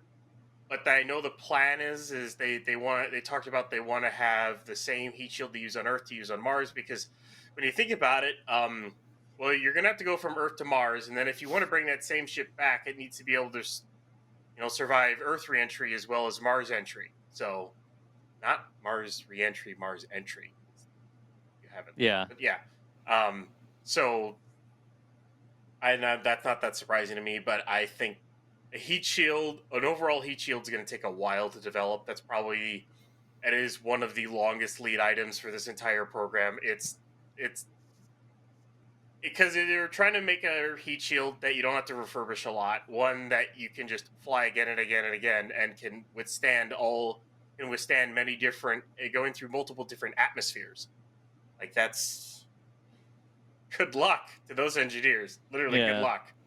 That's I can't even imagine how hard that a problem that is to solve. Like the atomic oxygen thing, right? Is that corrosion would be the wrong word there? Like a chemistry thing, like atomic oxygen being broken off of the CO2 is more harsh on the heat shield than going through a nitrogen-based atmosphere like the Earth or whatever. Is that why they put that in that presentation? Yeah, Elon talked about it. Basically, when you ionize CO2, basically CO2 turns to plasma. When it ionizes, the O2 separates and it oxidizes your heat shield. Anything that's metal is going to end up looking like the trailer. You know what I'm saying? There must be a lot of atomic oxygen on Boca Chica Beach, man. Anyways. There's a lot of something. There's Na and Cl and all this other stuff. Yeah. Which is why you need. That's why you don't want to really expose stainless when you're doing that, because even stainless will get there. Yeah. You put enough to it. So a heat shield that works on Earth doesn't necessarily mean that same thing is a rapidly reusable heat shield that can go in and out of Martian atmosphere over and over, because the atmospheric composition is different, is the point. Yep. So we're all nodding. The way Elon was talking about it in the presentation, dude, made it seem like that Mars entry. Now, keep in mind, this is an entry from Earth, right?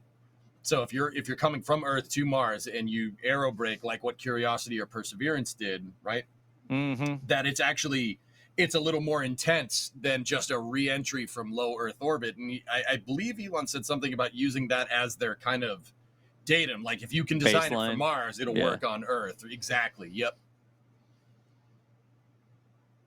It's good stuff. Cool. Man. I mean, this is why I can't believe we're having this conversation. And SpaceX said like they're gonna move stuff sooner rather than later. They're trying. And we'll learn about more of that in a second. Like, they're trying to get to the next transfer window. But the fact that that this conversation is even happening, like that it could be a plausible thing, as far-fetched as it sounds, is still amazing to me. It's just like, oh yeah, the re-entry tiles on Mars. It's a little more complicated to do that. It's like, what? Really? Yeah. Like Echo Deal in chat over here. Echo Deal says it's stain less, not stain none. Let me tell you, aluminum rust. Did you know that aluminum does not actually rusting? Aluminum corrodes out here at Boca Chica Beach. You will have aluminum start to fall apart. It's so bad. So I say that all the time. I'm like, it's stainless. It's not stain proof or stain none. Then we move on. We get to the next generation of Starship. So it's kind of funny. This slide is weird because it looks like the engine config is wrong. Dude, that's I a don't know what's crazy holding- Starship too. Yes, I don't know what's I don't know. Yeah. I don't know what's holding up the booster here, other than like floating, like something. I don't know. The Hopes and render's a little dreams, weird, but either way, man. it's supposed to show a Block 3 booster sitting in the new OLM. Ryan, it's being lowered by the chopsticks. It's being lowered by the Okay, chopsticks. Yeah. then we get to this render, and well, it's missing the sheep cutie arm. We'll just go with that right away. We'll just put that we'll just put that to the side. None of the renders they have of the thing have the sheep cutie arm on them, but whatever. You've got your two cuties. The one coming straight out of the gantry is liquid oxygen, and the one off the side is liquid methane. You've got the new booster with the truss hot stage. And 3 grid fins in a T. I know why they did it, but I hate it. Dude, I'm with you. I agree with you on that one. I hate it so much. I know why they did it, but I hate it. I hate it so much, dude. It's so cursed. It's so cursed. It looks fine from this side. What are y'all talking about? It looks fine. Like, Yeah, whatever. no, it looks good. Yeah, it looks good with that. You just got to look at it from like a specific angle. You want to go to the next one to show the actual. So this is the new new truss section. It looks beautiful. Hey, welcome back, N1. Welcome back. Welcome back, It was N1. brought Is back that to a life. Soyuz? Yeah, right. Yeah, right. Dude. That So thing is that's not legit. finished. I'll just say it right off the bat. My guess is they're going to add shielding to that. It looks like a dome, E-dome that's welded in. Yeah. I Looks like a think raw they're gonna dome add with no blast shield. I think they'll add shielding to it. There's also the fact that if you look at where that grid fin actuator is, if you were to zoom in on that area with maybe a clear view, you can see a lot of openings for stringers. There's a massive doubler plate that's going to go right at that opening, so that's not in there yet. It's missing stuff. It's not finished, but it looks amazing. Either way. Now, fellas, I got a question. Yeah. Where's the top of the methane tank in this design? That dome. So your grid fins are in your methane tank. Yeah, the grid fin actuators are submerged. That's what I thought. I'm like sitting here probably going, in pods. It'd be my guess. It'd be an enclosed pod that goes around the motor and the gear system. But yeah, Right. they're in the methane tank now. No, they just put the electric motors right in the liquid methane. It's cool. Like, yeah, I was gonna it say, cools them. like, wait a minute. But It's wild, dude. I love it. I still love it though. Oh, it's awesome. It looks amazing. Like, guys, I know we're like on Flame Trip supposed to have like discussions here, but I'm sorry, we're all kind of swooning at this thing. Like, it's pretty cool. I was hoping for stuff. I was hoping for some interesting stuff out of this presentation, and well, I got a lot of what I wanted out of it. You know, like this. Yep. I wanted to see like this. new and imagery. I'm so glad we got to see it. Yeah, right. Yeah. It's not just a render. You get to see actual hardware. Like, yeah, it's right there. Yeah. It's awesome. That's dude. going to look nutty when that stack is assembled and it's like a bunch of Kerbal. Like, how much symmetry is that, EJ? Is that like Struts? 8x4 symmetry? Like, let me count. Give me a second. I didn't count. I've done that exact thing in Kerbal though. Like, 10 times symmetry. 2x 10 times symmetry, dude. nice. but I'm just guessing. It might be. Yeah. with this can't do design, 10x symmetry. With this design, it'll help the exhaust ramp off the top of the booster a little bit better than their kind of flatter dome that they've got right now. How are they going to close one And it's side of this? definitely I more wonder? open. That was my question, dude. I had that teed up, Yeah. Ryan. How are you going to get the directional flip with this design? Well, Just there is nothing. Put some plates on it. And I here's the thing. I think that was Yeah. just an experiment. I don't think the directional flip is entirely tied to that steel plate. I think that helped it, but Yeah. it's more of your knowing where it's going to go, and maybe they are going to control it better with the ship and booster this time around rather than needing that plate. But then again, it's not finished yet. It's not done. So we'll have to wait to see what this looks like fully done. Now, granted, the renders don't really show anything, but it's the renders, and the what is it? The next render, it actually shows the full booster here. This is Yeah. So, super heavy booster. Hold missing a on a Griffin. second, boys. A bunch of people in chat are telling me that their engine shutdown sequence on Super Heavy and then the engine start sequence on Starship during the hot staging is going to help with direction. Thank you for clarifying. Yeah. Anyway, Ryan, continue. But we've got you looking straight on at the booster, and you only see two grid fins. It's just kind of I can't stop getting it out of my head. For those of you wondering, I guess we should talk about this now. For those of you wondering why SpaceX is doing it this way. So first off, I think they're like 126 degrees apart. It's the chines on the QD side. So the chines on the QD side they changed the spacing on them a little bit. And right above those QDs is where the side grid fin is. And then you've got the port and starboard grid fins. I call them port and starboard because that's kind of in relation to the ship, because the side grid fin is on the heat shield side of the ship. So basically what they're doing, I'll grab my visual aid here, which is ignore the fact that it's a Saturn V. Just ignore the fact it's a Lego Saturn V. What the heck? Maybe EJ's is a little bit better. Here, I don't know. If EJ's is a little bit better as booster. If we were flying, I know now, what we'd you're be on the talking moon about. already. Put me on the screen. Ryan, you narrate this. I know exactly what you're saying. So basically, you have your chines at the bottom, and then you have your grid fin on the heat shield side, along with the two on the port, one on the port and one on the starboard side. Now, EJ, if you want to just grab the booster here, as it's re-entering. So as the booster is doing its re-entry, it's going to be coming down in a glide with the farther spaced apart chines, on the bottom side, along with the grid fin, the extra grid fin, I guess in this case, the third, on the back side. So your two side grid fins, you're going to be able to control your roll, and the chines are going to help with stabilization. Your third grid fin acts like your rudder. So yaw control. And you get a stabilized re-entry with 3 grid fins in a T, which means less weight, no need for another grid fin, because the other one is kind of out of the slipstream with it coming in an angle like that. So that's why they're doing it. Get rid of it. Get rid of it, as they like to delete stuff. They do. So just for an additional bit of clarification here, this is how the grid fins are on Super Heavy. Now they're putting one here,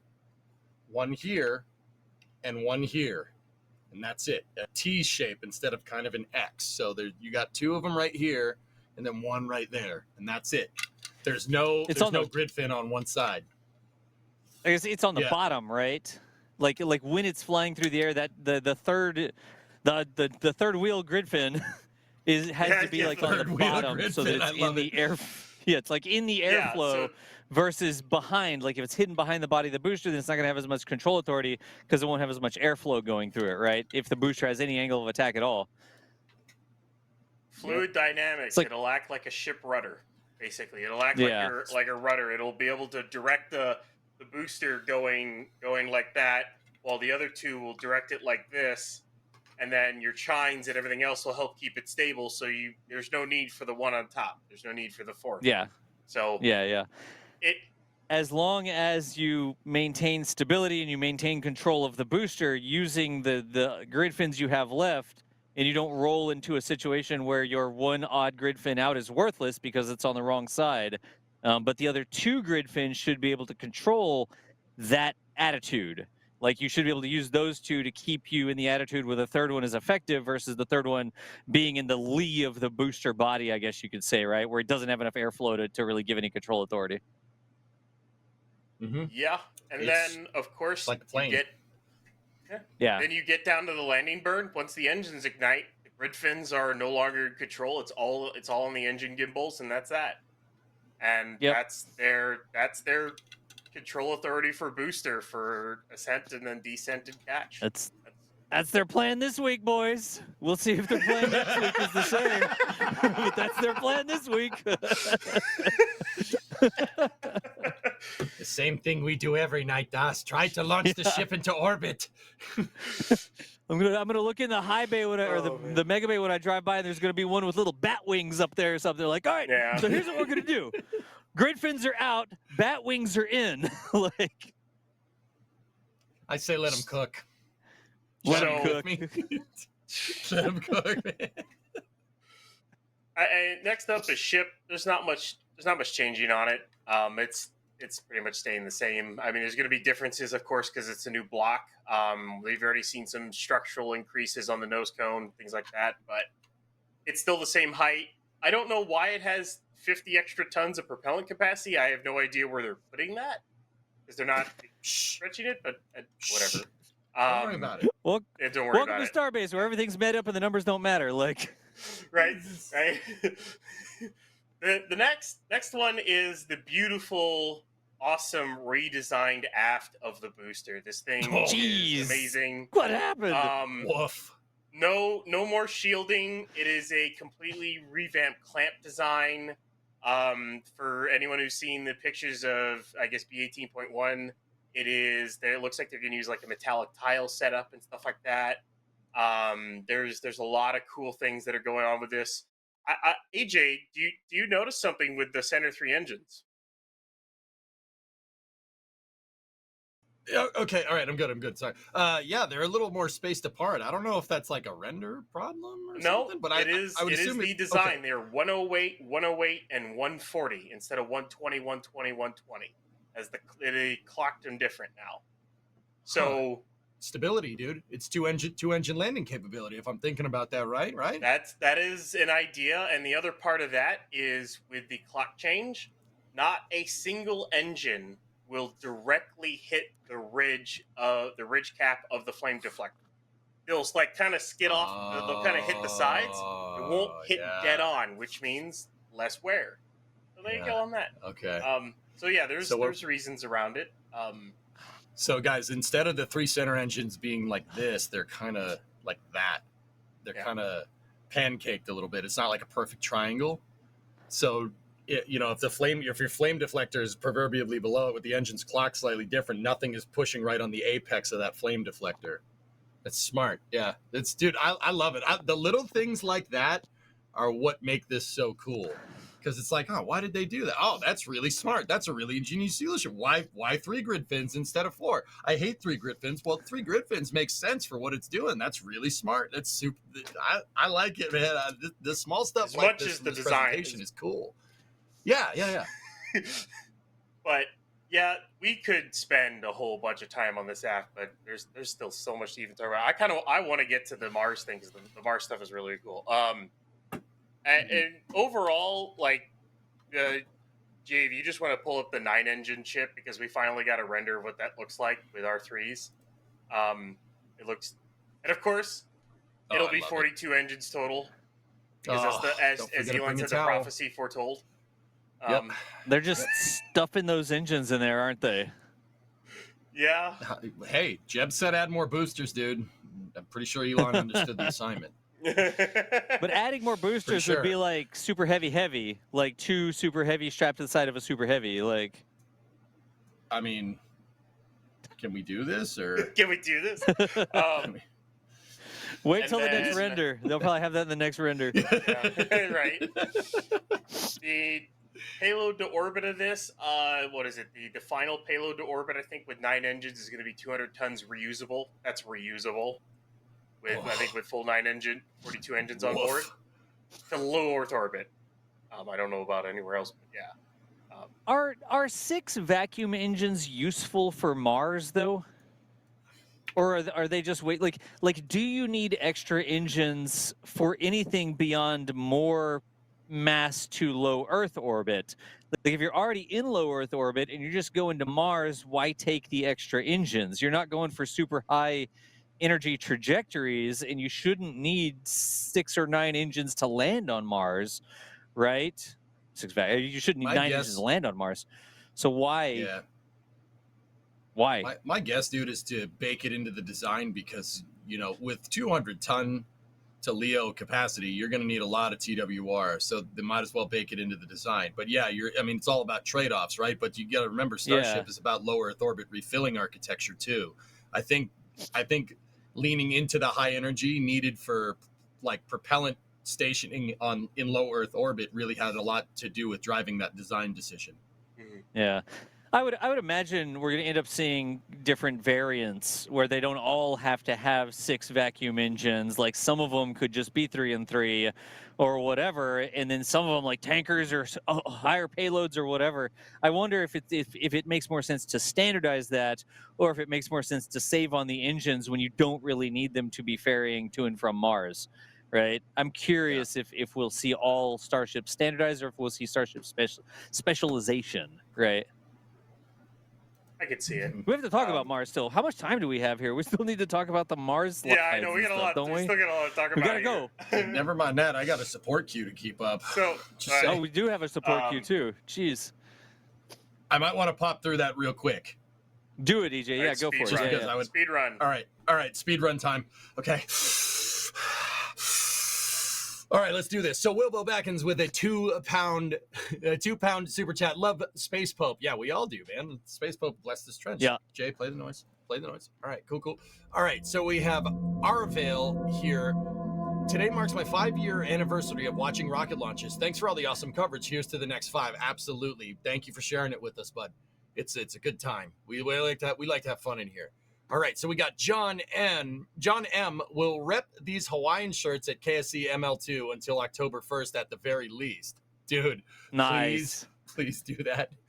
Please do that. That's awesome. All right, so what else do we got here? All right, let's see. This is an anonymous store message. Had to get the Jinx patch to keep my flight collection complete. Okay. Oh no. All right. The shrug patch, not the Jinx patch, the shrug patch. Oh no. All right, we got Eleanor with 4 pounds. TFT Fridays are the best night of the week. Of course. Love sharing Fridays with you guys. It's the best. It's the best. Let's go. All right. And then we got Eleanor also gifting a Red Team membership. Thank you very much for that. And then we have Steve Kalvik, the man, the myth, the legend, with a $10 super chat. Did anyone else notice apparent leaking burning on Starship between the engines? It eventually stopped prior to losing control. Yeah, it stopped because they leaked all the propellant, but you know, whatever. It's fine. it's fine. Yeah, Steve, that happened. Raptors have some weeping problems right now. We can talk more about that in a second, though. Weeping all right, so we got problems. Evan C. Nice. Weeping. Yeah, they're still my Raptor. Oh wait, no, sorry, I can't do that. Gently weeps. Sorry, I had to finish it. we got a $50 super chat from Evan C. right there. I know that their budget was a limiting factor on NASA's selection for an HLS partner, but do you think that they might be regretting their choice to go with SpaceX after how the past 3 launches have gone? Regretting probably isn't the right term. Yeah, fellas, how would you say it? I wouldn't even. Brian? I wouldn't say even regretting. I wouldn't even say regretting at all. I don't even know if it's even concerned. They know it's a development program. They know they're going to have problems. I could be concerns. But I wouldn't say. Mm-hmm. Cool. All right, so we got Per Christian becoming a Pad Rat member right there. We got Joseph with a storm message. Go SpaceX, go NSF, go Rocket Ranch. All right, yeah. Nice. There you go, good stuff. And then we got Craig with a storm message. Let's go to Mars, in parentheses. To Mars. And then we got, I'd rather be flying an X-Wing. $2 super chat. They'll control the flip with canards. Obviously, get out. Get out. Now. Now. Now. Get out. That's 2 presentations from now. They'll be Yeah. Yeah. Yeah, that's right. Well, I guess we can Okay. just go to the ambitious plan that SpaceX has here. Oh, Ah, God. yes. So I mean, I'll just kind of run through it real quick. 2026, 5 landers, 10 tons apiece. My guess is that is literally get 1 or 2 ships to refuel it a little bit and just eat it, send it if they can make Yep. that. Which is that is probably the window I have the most. Well, we'll see. I think that gets pushed a transfer window, and then 28, 29. They want to do more landers, 75 tons per payload per ship. Get some prep the landing areas, deliver equipment for people, confirm resource viability, a lot of other stuff. Either that happens in the same window that they first try it, or that gets pushed a window as well. I look a lot of these and I go, I think it gets pushed at least a window over. Yeah. 20, 30, 31. They want to build roads and pads, habitat construction, power generation, resource mining, and propellant production. Want to send 100 landers. I mean, we'll see. And then 2033 is 500 landers, 300 tons per ship, which my guess is that really stretched one, which is 142-meter tall ship. That's the future version of ship that was shown in that Yeah. that table earlier. Increase independence from Earth. That's a lot. Global mobility. I'm guessing that's global Mars mobility. Like, Yeah, like what are you going to moving talk all over about Mars. building? Yeah. Yeah. Mining resources, and then I guess Starlink constellation on Earth. Like, I look at this and I go, okay, if they can get refueling done early next year, then maybe they can send some ships during the 26 window, which I think is what, end of 26. When I try to remember exactly when 26 the window is, And but Yeah. maybe they can send ships then. The 28-29 window, I can see 20 landers happening in that, and the reason why I say that is because you look at the pads they have, the pads they plan to build, the gigabays they plan to build, and the star factories they plan to build. By the 28-29 window, so you're talking end of 2028, they could have 5 pads, 2 gigabays, and 2 star factories all up and running. Yeah. I think that's somewhat possible, actually. am I detecting optimism from Ryan? What is I this? told you guys that there might be optimism out of me today. I told you guys. I forgot to alert Nice. Jay. Oops. Anyways, we didn't really have time to do it anyways. And the 20, 30, 31 window, I mean, building pads, that kind of stuff, sure. Maybe. The biggest question mark I have is the 2033 window. You think you're going to really increase your independence from Earth that much that quickly? I think that one's more pushed out to like the 2040s, 50s, like real true Yeah. independence, like increasing that. I think that one's like pushed out to there. The 28-29 window is if things go right, which there's a lot of problems they still have to solve. They have to solve That's for sure. heat shield. They have to solve propellant transfer. They have to solve. They still have to do their pad refurbishment thing, and they're just now building their second generation pad. So they have to fly out of it and understand it better, and then build all the other pads. Maybe. I guess I'll let you guys talk about it too, but I think it's a maybe on that. I don't know. I'm not really sure about 2026 window. We'll just put it that way. I'm not even really willing to worry too much about everything beyond the first window. Like, look, let's hit the first window and let's get the first ships going, and then we'll talk about the rest of the stuff. It's good to have the whole plan and show an understanding of the things that need to be done and like why you're doing it and why you're trying to get to it. But you don't even have a ship that can survive in orbit yet, and we're talking about sending tens or hundreds of ships all to Mars. I am more like one step at a time. Like, let's get that done, and then we'll wonder about other steps are realistic or not. Can they send something in 2026? I'm sure they could. They could launch it from the pad, and how far towards Mars will it get? Will it get into low Earth orbit? Will it live in low Earth orbit long enough to get refueled? Will it get refueled and then do a trans-Martian intercept burn or whatever? Will it coast all the way to Mars and then make it? Will it enter at Mars? Can it do a braking burn? Like all those other highly complicated things. we need to get a ship in orbit first, right? So that's my thing. I don't know, EJ, how do you feel about aspirational dates pulled out of the hat? Boys, I'm kind of with you. I'm kind of with you on this one. I know. I think if anybody has the chops to do it, it's SpaceX. Like, they can do it. I mean, in the past, we have, I'll play devil's advocate here for a second. In the past, we've heard them say, like, oh yeah, we're going to go to Mars. We're going to go to Mars in this year. We're going to go to Mars in this year. We've never seen them lay out what they're going to do in each transfer window before. So this is more information from them regarding how they're going to go to Mars, as far as I'm concerned. I think it's a step in the right direction, if not an ambitious schedule, right? But yep. I just want to kind of take a step back here and just say, like, it's amazing we're even talking about this. Like, do you guys see some of the milestones on this schedule? The fact that this is even possibly in our future in the next 5 years, let alone the next 10 or anything like that, is absurd to me. Like, Das, do you remember, like, 15 years ago when we were like, okay, maybe the next launch is in like 5 years or something? Like, yeah. Look at all this. I mean, there's no doubt here that we have to. How many starships you need to launch to prove out all the technology just to hit that first transfer window? This is a freaking gold mine of launches. How much fuel do you need to make in order to like, fill those starships up? Like, can we even make that much fuel yet? It's like if you build it, they will come, maybe. But geez, maybe we are running out of time here. Yeah, we are. I think I will leave this. Sorry. Do we have any slides? Any slides we missed that we got to hit real fast?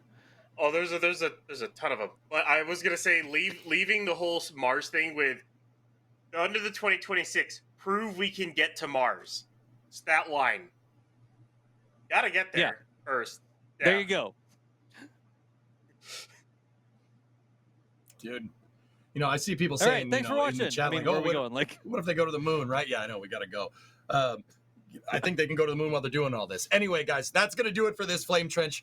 Das, thank you very much for coming and tuning in with us from your truck. Wait, we didn't show the test BMT on Mars. Show the space BMT, please. Show it. Show it.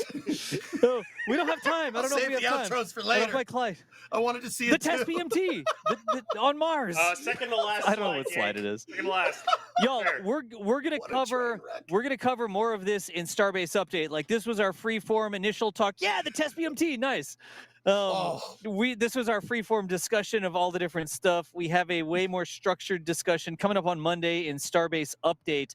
That's going to be a thing. And then after this, we have a video coming out right after this, don't we? Who's in charge here? You seem to have taken the reins. I'm just kind of here, boss. You know what I'm saying? I'm trying to hand it back to you. Like, all right. I'm here. I'm here. Starlink. Also, that picture of Optimus on Mars. We've never seen that before. All right, Das, thank you for showing up from your truck. I appreciate it. You are the kite pilot extraordinaire. Thank you for coming. Good deal. Always a good time. Next. And Ryan, you're the man. Bye. Thank you for your insight. Hearing you talk about CFM 56, this was really awesome. Okay, cool. Say goodbye now. Bye, everyone. I'm EJ, your host. Thanks for coming in, joining us on your Friday night. I appreciate it, guys. Thank you very much, and I'll see you guys next week. Stick around for This Week in Spaceflight. That's why we have to end, because This Week in Spaceflight is coming out right now. Yeah. Don't go anywhere. Get into it, man. But you didn't say it. You said bye.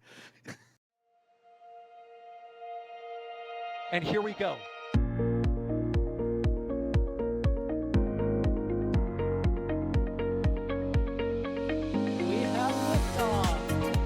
Propulsion continues to be normal. R68 chamber pressure looks good. Following up. Water towers, fly! Yes! Tango down to nominal.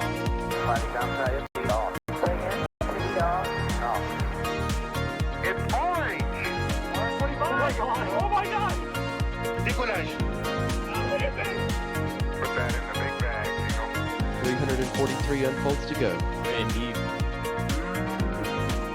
We rise together, back to the moon and beyond. This is meant to be exciting and clear, correct?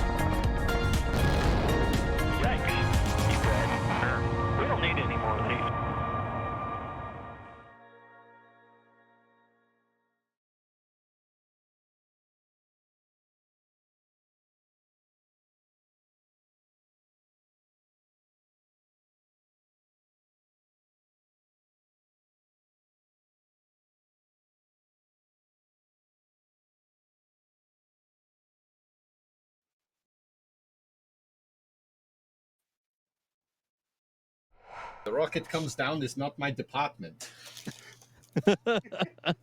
I may have forgotten to change one, sir, Are we but we're clear? good. We're clear. Except for Membies. Okay. Hi, Membies. And Twitch. Hey, Membies. I need And to be in Twitch. Discord for Membies, or are you piping this to Discord, Jay? Nope, you're good. There we are. Okay, cool. Don't move. I'll record a little video move. of my totally janky setup here because I have like a dongle in my phone that's clamped to the truck handle that's plugged with Ethernet into Starlink so that I could charge the phone as well. And that's coming off a cable reel that comes off the river main power, but then my laptop can't be on the same power. It'll overload the inverter. So I have a like a Jackery EcoFlow thing in the back with my laptop plugged into it. It's pretty screwed Welcome up, to but streaming from a I car, man. apologize. Yeah. I apologize for the hiccups on the Starlink there. I just got this tossed together as fast as I could so that I could be on the show. So thank y'all for understanding. All good, man. For Yeah. Starlink, your connection wasn't terrible. Yeah, dude, it wasn't, Really? wasn't that bad. Not bad. You went robo maybe once. I grabbed a full-size Starlink and set it up over there in the grass, and then I also hardwired to it with no Wi-Fi. And I was watching, and if I saw it start to stutter, because I could see, like, if our video started to be stuttery, I knew it was probably Starlink's fault. I would try not to talk. It was only when it caught me in the middle of talking, and that's when it stuttered, that I was really trying to work around that because I didn't want to be robo mode, you know? Mm-hmm. No, it was okay. Jay, I only heard him go robo once. How about you? Yeah. I think it was like very briefly at times, but it wasn't persistent. Cool. All right, pretty good. good, man. I'm glad. I didn't want to like screw that up. So, how was the camera? Was the camera okay? Yeah, dude, camera's fine. All right, Did cool. you see your title, DOS? No, what was my title? I didn't see the title. Here's your title. Kite pilot. Nice. NSF Pretty kite funny, pilot. dude. Sad we didn't get to talking about our shuttle doors. There's a lot of things. We need. Yeah, yeah. We needed more time, man. It's all We right. need like half. Ryan, an if you hour. want to Save. pop into a space Ugh. news with me sometime, we could talk about it, dude. We doing one tomorrow? Save save some Monday. more content, right?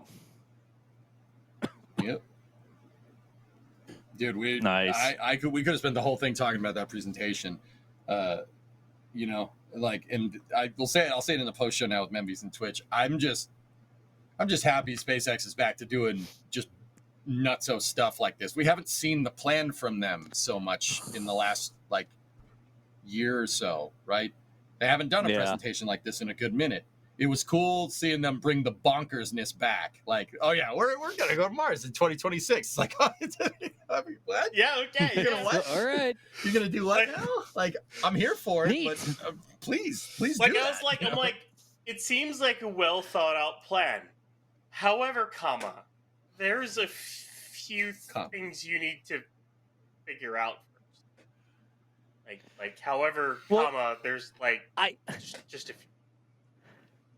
I certainly hope when they do the Hohmann transfer from Earth to Mars, they don't slow down the ship and think it's going to get to Mars somehow. Did y'all see the screwed up animation? Where the I ship, did. like the ship actually slows down and the Earth pulls away from it somehow, and it magically ends up making it to Mars, even though clearly it didn't accelerate relative to the orbit of the Earth. It slowed down. Come on. Yeah, right. There were definitely a few It's things like backwards. about that were just kind of like, huh? Like if you look at the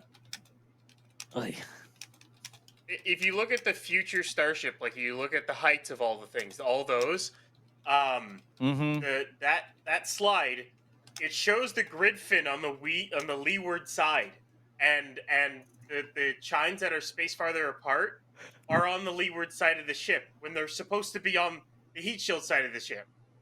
Like they flip the booster around in their render. I mean, and they got the height wrong. The height is wrong for Flight 9 ship. It's not 121 meters. Oh, it's like jeez. 123. They got it wrong. Like fine. little things like that, I can forgive. But not knowing how to do a Mars transfer when your entire idea is to go to Mars and build a civilization on Mars. It's like, come on. There's one animation you should get right, and it's the Mars transfer. You need to understand how that works. That's not rocket science. It's orbital mechanics. Oh man, I wish we had more time on the show. Oh, Dang really? it. I wanted to get to that. go off on that one, but we didn't try to do it. It would have been perfect. It would have been great. I found the right animation so you could watch both and see the difference. I need to make a short about this. There were a lot of comments that I saw on social media about, oh, well, why does it go to Mars this way? Like, why does it do this like spiral to Mars? Like, why don't you just go straight to Mars, or why don't you just go straight up and then wait for Mars? Like, it's ripe for a short explanation because a lot of people are interested in it, but people don't understand why the transfer works that way. You know? How orbital mechanics. Apparently, SpaceX. I need to send the short to SpaceX so they understand how it works. You gotta lead your shot, basically. That's how you do it. Is you lead your it. shot. Yeah. That's kind of how orbital mechanics work. Yeah, no, it is. It's absolutely how it works. Oh, jeez. Well, what else? I want to see that. We were gonna try and go and. Oh my God. Oh yeah, the trailer. I wonder how much. I may have to reconnect, but I should be. How much battery do I have? Yeah, I'm charged up. I may have to reconnect to this. I don't know when I unplug from my hardwired dongle into Starlink if it'll reconnect me or not. But I can reconnect if next up. I'm gonna go walk about and take you over to the trailer. Hold up. Oh, I'll probably disappear for a second. We need to see the condition on the trailer, and we need to see if it's level too. Whoops.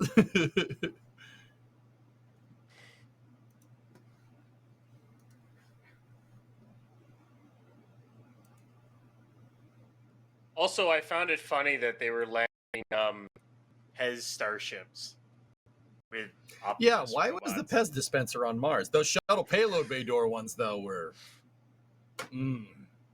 Yeah, those. Because it was always like, are they going to do the chopper or the shuttle payload bay door? And I always figured shuttle payload bay door because it's better to integrate. It's easier to integrate into the structure because it's already a known thing. It's the truck. Sitting in the truck. There's the truck. Let me see the roof, entire time. Oh, here, hold up. I don't think I can get VMix call to flip this around, so it's going to be a little janky. But see, that's the driver's side. And then over on the passenger side, it's the same. Like, it's just gone right back to nature, you know? So truck's got a the huge passenger crack in the side windshield guys now, too. Oh, no. The passenger side, guys, bad. is the side that I epoxied up and painted with tractor. That's tractor paint. Yeah, and you put like rust converter on it and everything. Yeah. I sealed it up. I sealed it up and hit it with fucking tractor. It's Does that stop the rust on though? it, and it's rusting through the rust converter. Yeah. Oh my goodness. Oh my gosh. Oh, I cry every time. Dude. You know, look at this. Look at the freaking headache. Man. Like, look at the headache. And this is terrible. What the heck, dude? Yeah, you know what Corban is? No, will you ship me some? It's an epoxy. I'll put it on. It's an epoxy sealant, dude. with how expensive Corban is. Oh my gosh. Oh my goodness, dude. Yeah, even like it's rusty.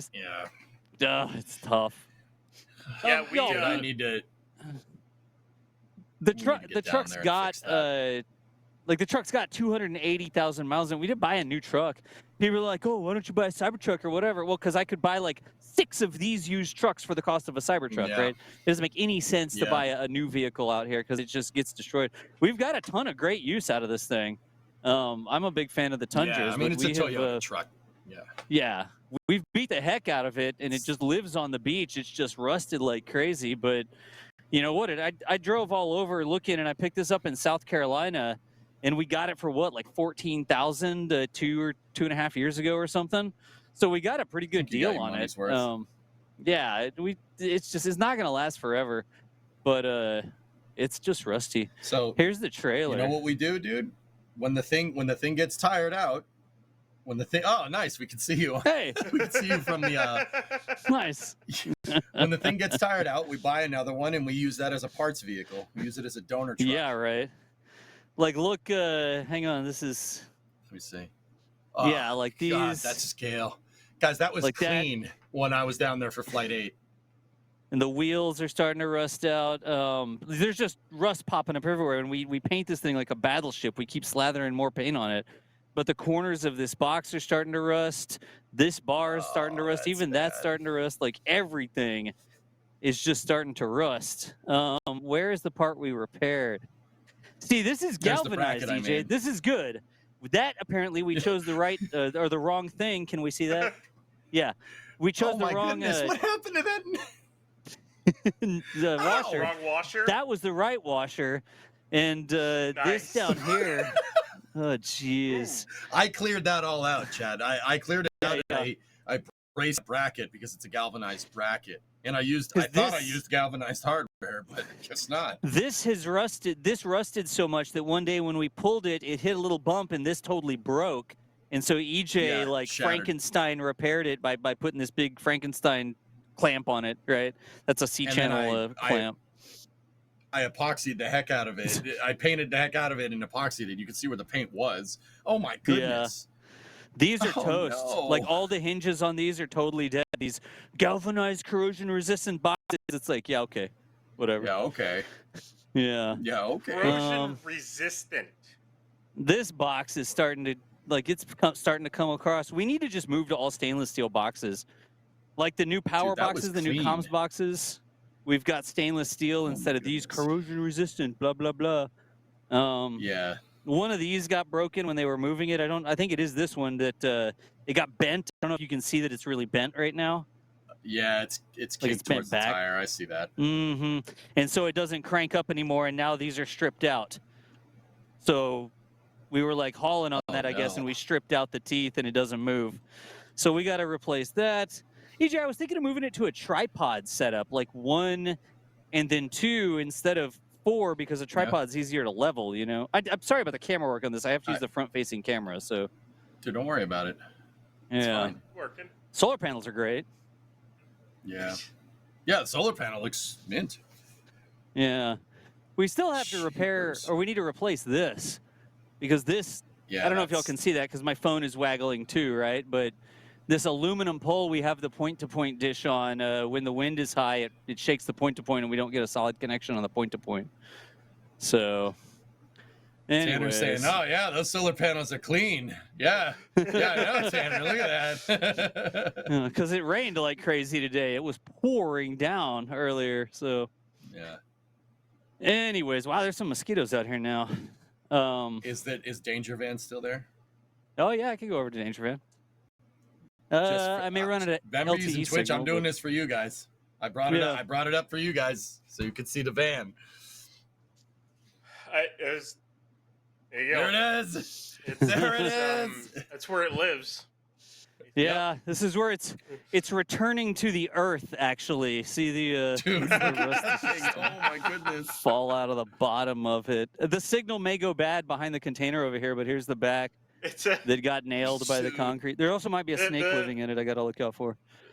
the snake lives in a van down by the river. Down It by is the literally river, down by the yes. river. I'll go look in the Down floorboard. by We'll see the if the river. snake's here today. Eric Fraser. But the glass is all busted. I mean, this is not like this is solid van Battle body, damage. right? Like that. It's solid. It's not like you could crumple this up. That took an absolute hit to freaking annihilate the back of that thing on flight 1. To hit the C-pillar on a minivan, it's like the strongest part, dude. Yeah. Dude, I don't know it if the was snake's here. Starship made a volcano on flight 1. Yeah. But It's awesome. Yeah, I mean, like, what? Let's I'm let's looking- fire 33 of the most powerful engines ever at a face of concrete. What could go wrong? It'll be fine. Don't worry about it, man. It'll be fine. Don't worry about it. You don't I need to see worry it in about there. Fondag. I don't see the snake today. I'm not gonna stick well, my face in okay. there, though. Sorry, I would not no, do no- that. There's all kinds of snake. creepy crawlies in that thing. Yeah. It's their It's home. amazing not- that the Do windshield didn't get busted out. Like the windshield's still fine. All the other windows are busted out, but the windshield's fine. I guess Huh. these were the pointed away from it. Like the windows on this side were pointed away from it, so those didn't bust out either. Look, Yeah. there's an Espadero in there. Yeah, see, that's what I mean about creepy crawlies. Don't go Oh, near yeah. that thing. Oh my goodness. It belongs in a museum. Oh, and then we have this piece of junk over here. I mean, Sorry. we have Jack's Land Rover over here. Oh, there she is. We didn't have enough parking at the house, so we moved Jack's vehicle over here because Jack was out of town, so we just parked it so it wasn't taking up a parking space at Does he our know about at the this? bunkhouse. Yeah, he knows. Oh no. Yes. Okay. All I right. don't know what that is. This piece of junk, Jack's Land. Hey, you know what, man? And I'm not one to defend Land Rovers. His Land Rover is not, the frame is not in the worst condition I've ever seen. It's not the worst thing I've seen, believe me. Like, it's actually not too bad, which is kind of nuts to me. Same with the NSF truck. You'd think that thing would have frame rot. Nope. Not too bad. Look. Here we go. Getting a Yeah, shot. look, you can still see paint on the sway bar. That's what I'm saying. You Certain you can still values see of paint. not too bad here. I said, hey, it's going not on here? too bad, dude. That's bad. Yeah, Yeah. that part's bad. You don't need to worry about. Don't the worry headlights. about So what's it look like up here? Hang on, can we see on It's a top of little it? Yeah, we scaly, can but see on not- top of it. Not rotted. Can you go look at Man. that front drive shaft that I replaced, dude? While we're here. The front drive shaft. What? Yeah, the front drive shaft I don't going wanna to the get front beat. diff. I Just replaced that thing, casually dude. looking at Jack's car while he's out of town. Can you see it? I don't know if Oh, the connection. Oh, yeah. Thing's gonna die when I'm down there. Try- Sorry. Try it from the other I side. don't think you man. can. Yeah, Let me see. it's got that damn freaking Cardiff joint, which just pissed me off. I hate that thing. How's that thing holding up? I can't. The back. Yeah, it's no good. Robot. Oh, yeah. It doesn't like it. Yeah. Great condition. Dude, look at the Yeah, frame. It's yeah. got paint. Sorry. Did you see it? You saw it. You saw it. It has paint. Oh It's my not God. bad. And don't get me wrong, those things Look at are all the usually paint on rust here. Oh my buckets. gosh. Look, it's got paint. Yeah, there's some. There's some paint there. Oh, jeez. Anyways, Ah, man, I guess I miss being will. down there. I'm not. I like how the camera's following me around. I'm gonna hide behind the point-to-point dish. It's a blind spot. Where'd he go? No, I guess I'm gonna pack up. I'm not reading the member chat right now because I just have my phone I'm holding up. But thanks you all for letting me Got be you, on the I'm show reading it. today, and I just wanted to hop on and talk about the experiences out here since I was out here for the launch, and I didn't want to like do it sitting in the living room of the bunkhouse or something like that. Like I wanted to actually come out and. Yeah, the production side's back there. You can see the towers That's over how in we that gotta do it from direction. now on, dude. Just a little bit back there. So, anyways, I'm gonna have to mow out here too at some Yep. point. Well, Starlink. S-Master wants to know if I can Ta-da. fix the rust on his Jeep. I'm fixing one vehicle If you- that's Titanic, and it's a Dodge, and it's already taking up space in my If- garage, so I'll get back to If you on you that. jack it up and put another Jeep under it, Yeah, that'll it'll work. probably be fine. Yeah, no, it'll work. That'll work. Yeah, Oh, it'll be good. jeez. All right, the mosquitoes are starting to come out, so I'm going to go ahead and disconnect here and pack up my toys. I meant to. I didn't change into the Hawaiian shirt. I was trying to change to the Hawaiian shirt, but I had on my like work shirt, like my NSF work shirt, and I had the Hawaiian shirt like in the truck there. See? Oh, look, it's like I'm wearing the Hawaiian shirt. Yeah, no, it's Neat. Oh, look at that. Yeah, nice. that's what I see. All right, All Das. right, y'all. See you, buddy. Well, I'm gonna pop out and I'll catch you later. Wait, we gotta frame it right like that. Yeah, there we go.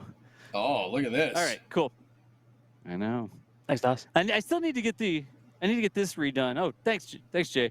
I need to get this redone. I have a new design that one of the community members made, and I just need to get it remade and put on there. Maybe I'll do that before I leave. We'll see. All right, but I will catch y'all later. Jay, thanks for running the show today. Of course. All right. Well, later on, y'all. Thanks a lot. Yep. See you, Das. I don't know how to hang up. I'm just gonna close the browser window, I guess.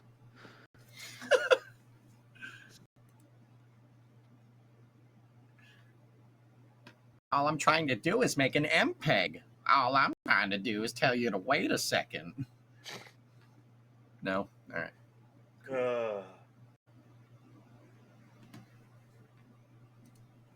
We still had like another 12 slides after the one we finished done. Yeah, it was all bar stuff. Yeah, I totally Yeah. underestimated. For once, the twist was ready early. Ready to go. Yeah. I really wish they took more time, dude. I want to know. discuss that presentation. I wanted Yeah. to spend like another 45 minutes talking about everything. Ryan, if Don't you let want to Ryan hear pop, that. if you want to, yeah, right. You want to pop in on Monday, dude, for the Space News segment at 5 Eastern. You're more than welcome to on my channel, dude. We can talk about it all you want. Yeah, I'm not doing anything. All right, I'll talk to you again on the other side of the weekend, dude. We'll see. Just in case, because yeah, I was gonna say pop in voice, so we both go on, or what, or just talk through. Yeah, dude. Yeah, just voice. You can just pop it in voice, dude. That's all. Just Discord, no problem. I guess I'd have to pull up your what you do through your Discord servers. What you do through? Dude, we could just do it. We could do voice through NSF to where we are right now, as long as no one's using the channel. Yeah, and then you can pipe the VC channel, pipe the VC through Twitch. Yeah, dog. Yep, it's been a minute since I messed with OBS. Yeah. It's been a minute. You forget that you just got to pop in the Discord, and EJ's a little bit of a producer. You forget about that. I produce my own stuff on my Twitch channel. That means I am granted the ability to talk like this. I'm surprised Jay hasn't said something. Jay's gonna kick me in the junk, dude. The part I hate is it's actually good. Yes! All right! Yeah!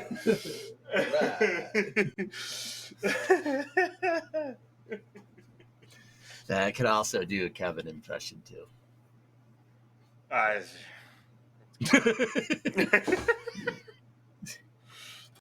All right, we have to make sure that the production is a lot tighter.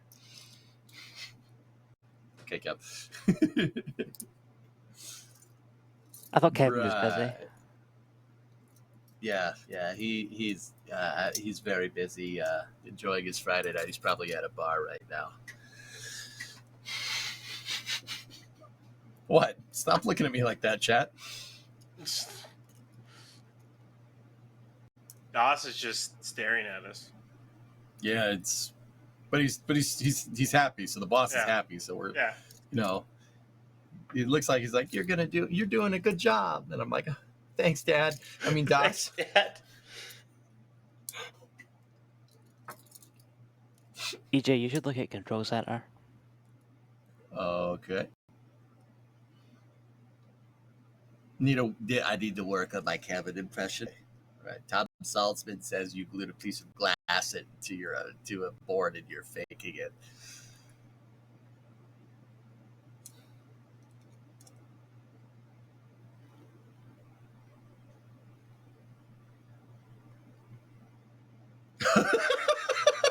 Dang, Matt, why you got to do Jay like that? What's wrong with you? Right? Damn, man. It's messed up.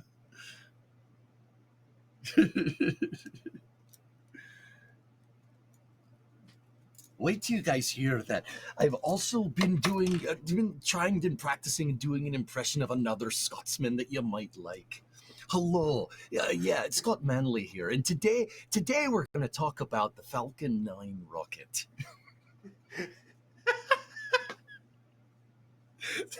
Scott hasn't heard that, dude. I don't know. Probably for the better. No, it'll be good. It'll be like, what the heck?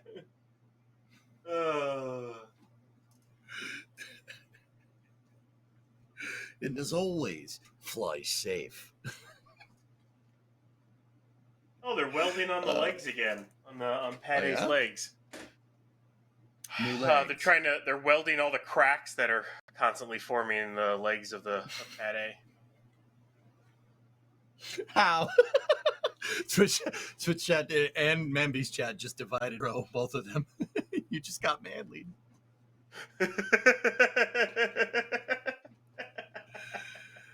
Oh boy, pretty good. What I'm hearing Stop is the we need to card get thing. Scott on a TFT with EJ. Oh, man. God. I'll just sneak that in and be like, I don't talk like this at all. I'll be like, oh, yes, you do, mate. Alien, why are there cracks forming? Well, when you subject steel, which is not even stainless steel, I think it's like carbon steel or whatever. When you subject this steel to the environment that it's currently in, and then also fire a bunch of rocket engines at it, while you're also cooling it with a steel plate and heating it back up again, well, it tends to start cracking. There's a lot of different reasons why. That pad is such a pile of junk. I can't wait for it to go. It'll never go. It'll 3 be more like flights. Vandenberg's pad. 3 more flights. That's all that's left. Jeez. And it's It'll gone. never go. They'll just retrofit it just to spite you. Can't Ryan. retrofit that. Bro. It's like Vandenberg. Do you know that Vandenberg is the oldest TE that SpaceX has? It's 12 years old. There's a difference between retrofitting a TE and that. Like, they can't even use the new hold down arms with that design. But they could. That's all I'm saying. It's gonna go bye-bye. Also, they would have to replace all the propellant lines everywhere for the larger lines, and there's a lot of things they would have to do. And then they wouldn't even have a flame trench, so yeah. So it's going on. Anybody getting dropped frame? My computer's starting to not be happy with me. You know what I Alright, forgot to do I this think- stream? Before we end. What? Oh, this place is a prison. Well, I forgot to tell him when it was going to happen, but then we were rushing to do everything. We had no time. Yeah, I know. Yeah, dude. I was gonna be like, I was gonna type in the back channel, Jay. I'm about to be optimistic when we showed up to the Mars plan thing, and then Jay was gonna do that, and then I was gonna go through the Mars plan thing. We were gonna do that, but we ran out of time. So yeah, is what it is. Yep. All right, dudes. I'm gonna head out. This was a fun flame trench, fun post show, but I'm gonna pop off. My computer's about to die. Thanks, EJ. Thanks, Membies. Thanks, Yeah. Richies. Thanks, Ryan, whatever. Thanks, Jay. See you guys. Ryan, good working with you. Keegan. I'm just going to Thanks. say countdown to launch at the end. Don't tell Das. All right. See you guys.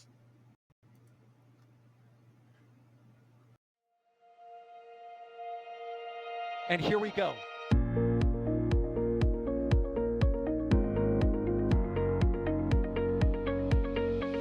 We have liftoff. Propulsion continues to be nominal. RS-68 chamber pressure looks good. Following up. Water towers, fly! Yes! Tango down to nominal.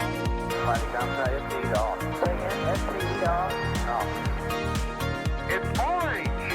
Oh my god! Décollage! Put that in the big bag, Jingle. 343 unfolds to go. Indeed. We rise together, back to the moon and beyond. There's nothing to be igniting the flare, correct? Thanks. You bet. We don't need any more of these.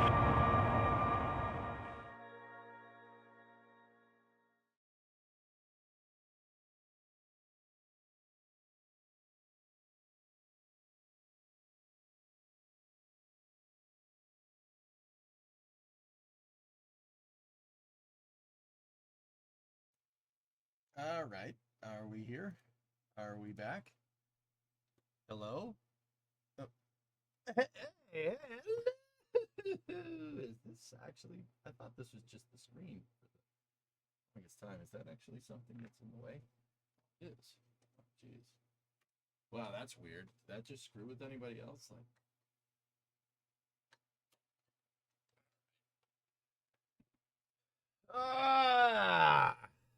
yeah, NSF's client hates me. Like, it always screws with the microphone. And it was screwing with a bunch of screwing with everything else, and then Synergy was freaking out again.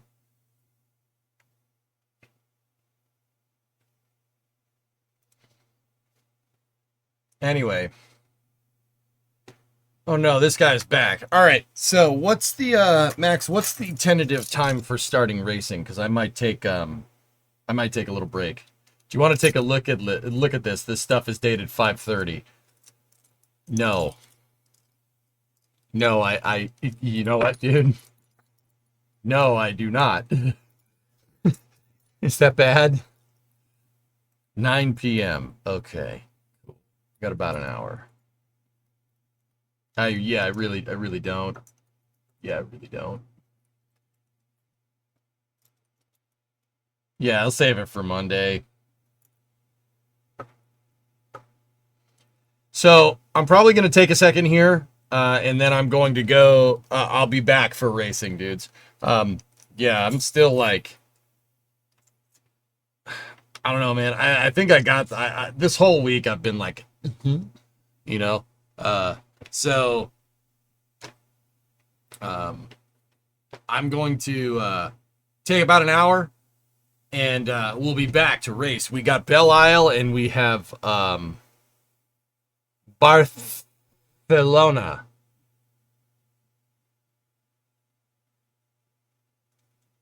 So, yeah, I'll see you guys in about an hour. Thank you very much for watching. I hope you enjoyed Flame Trench. I'll be back in a little bit. I'll see you then. Thank you for watching.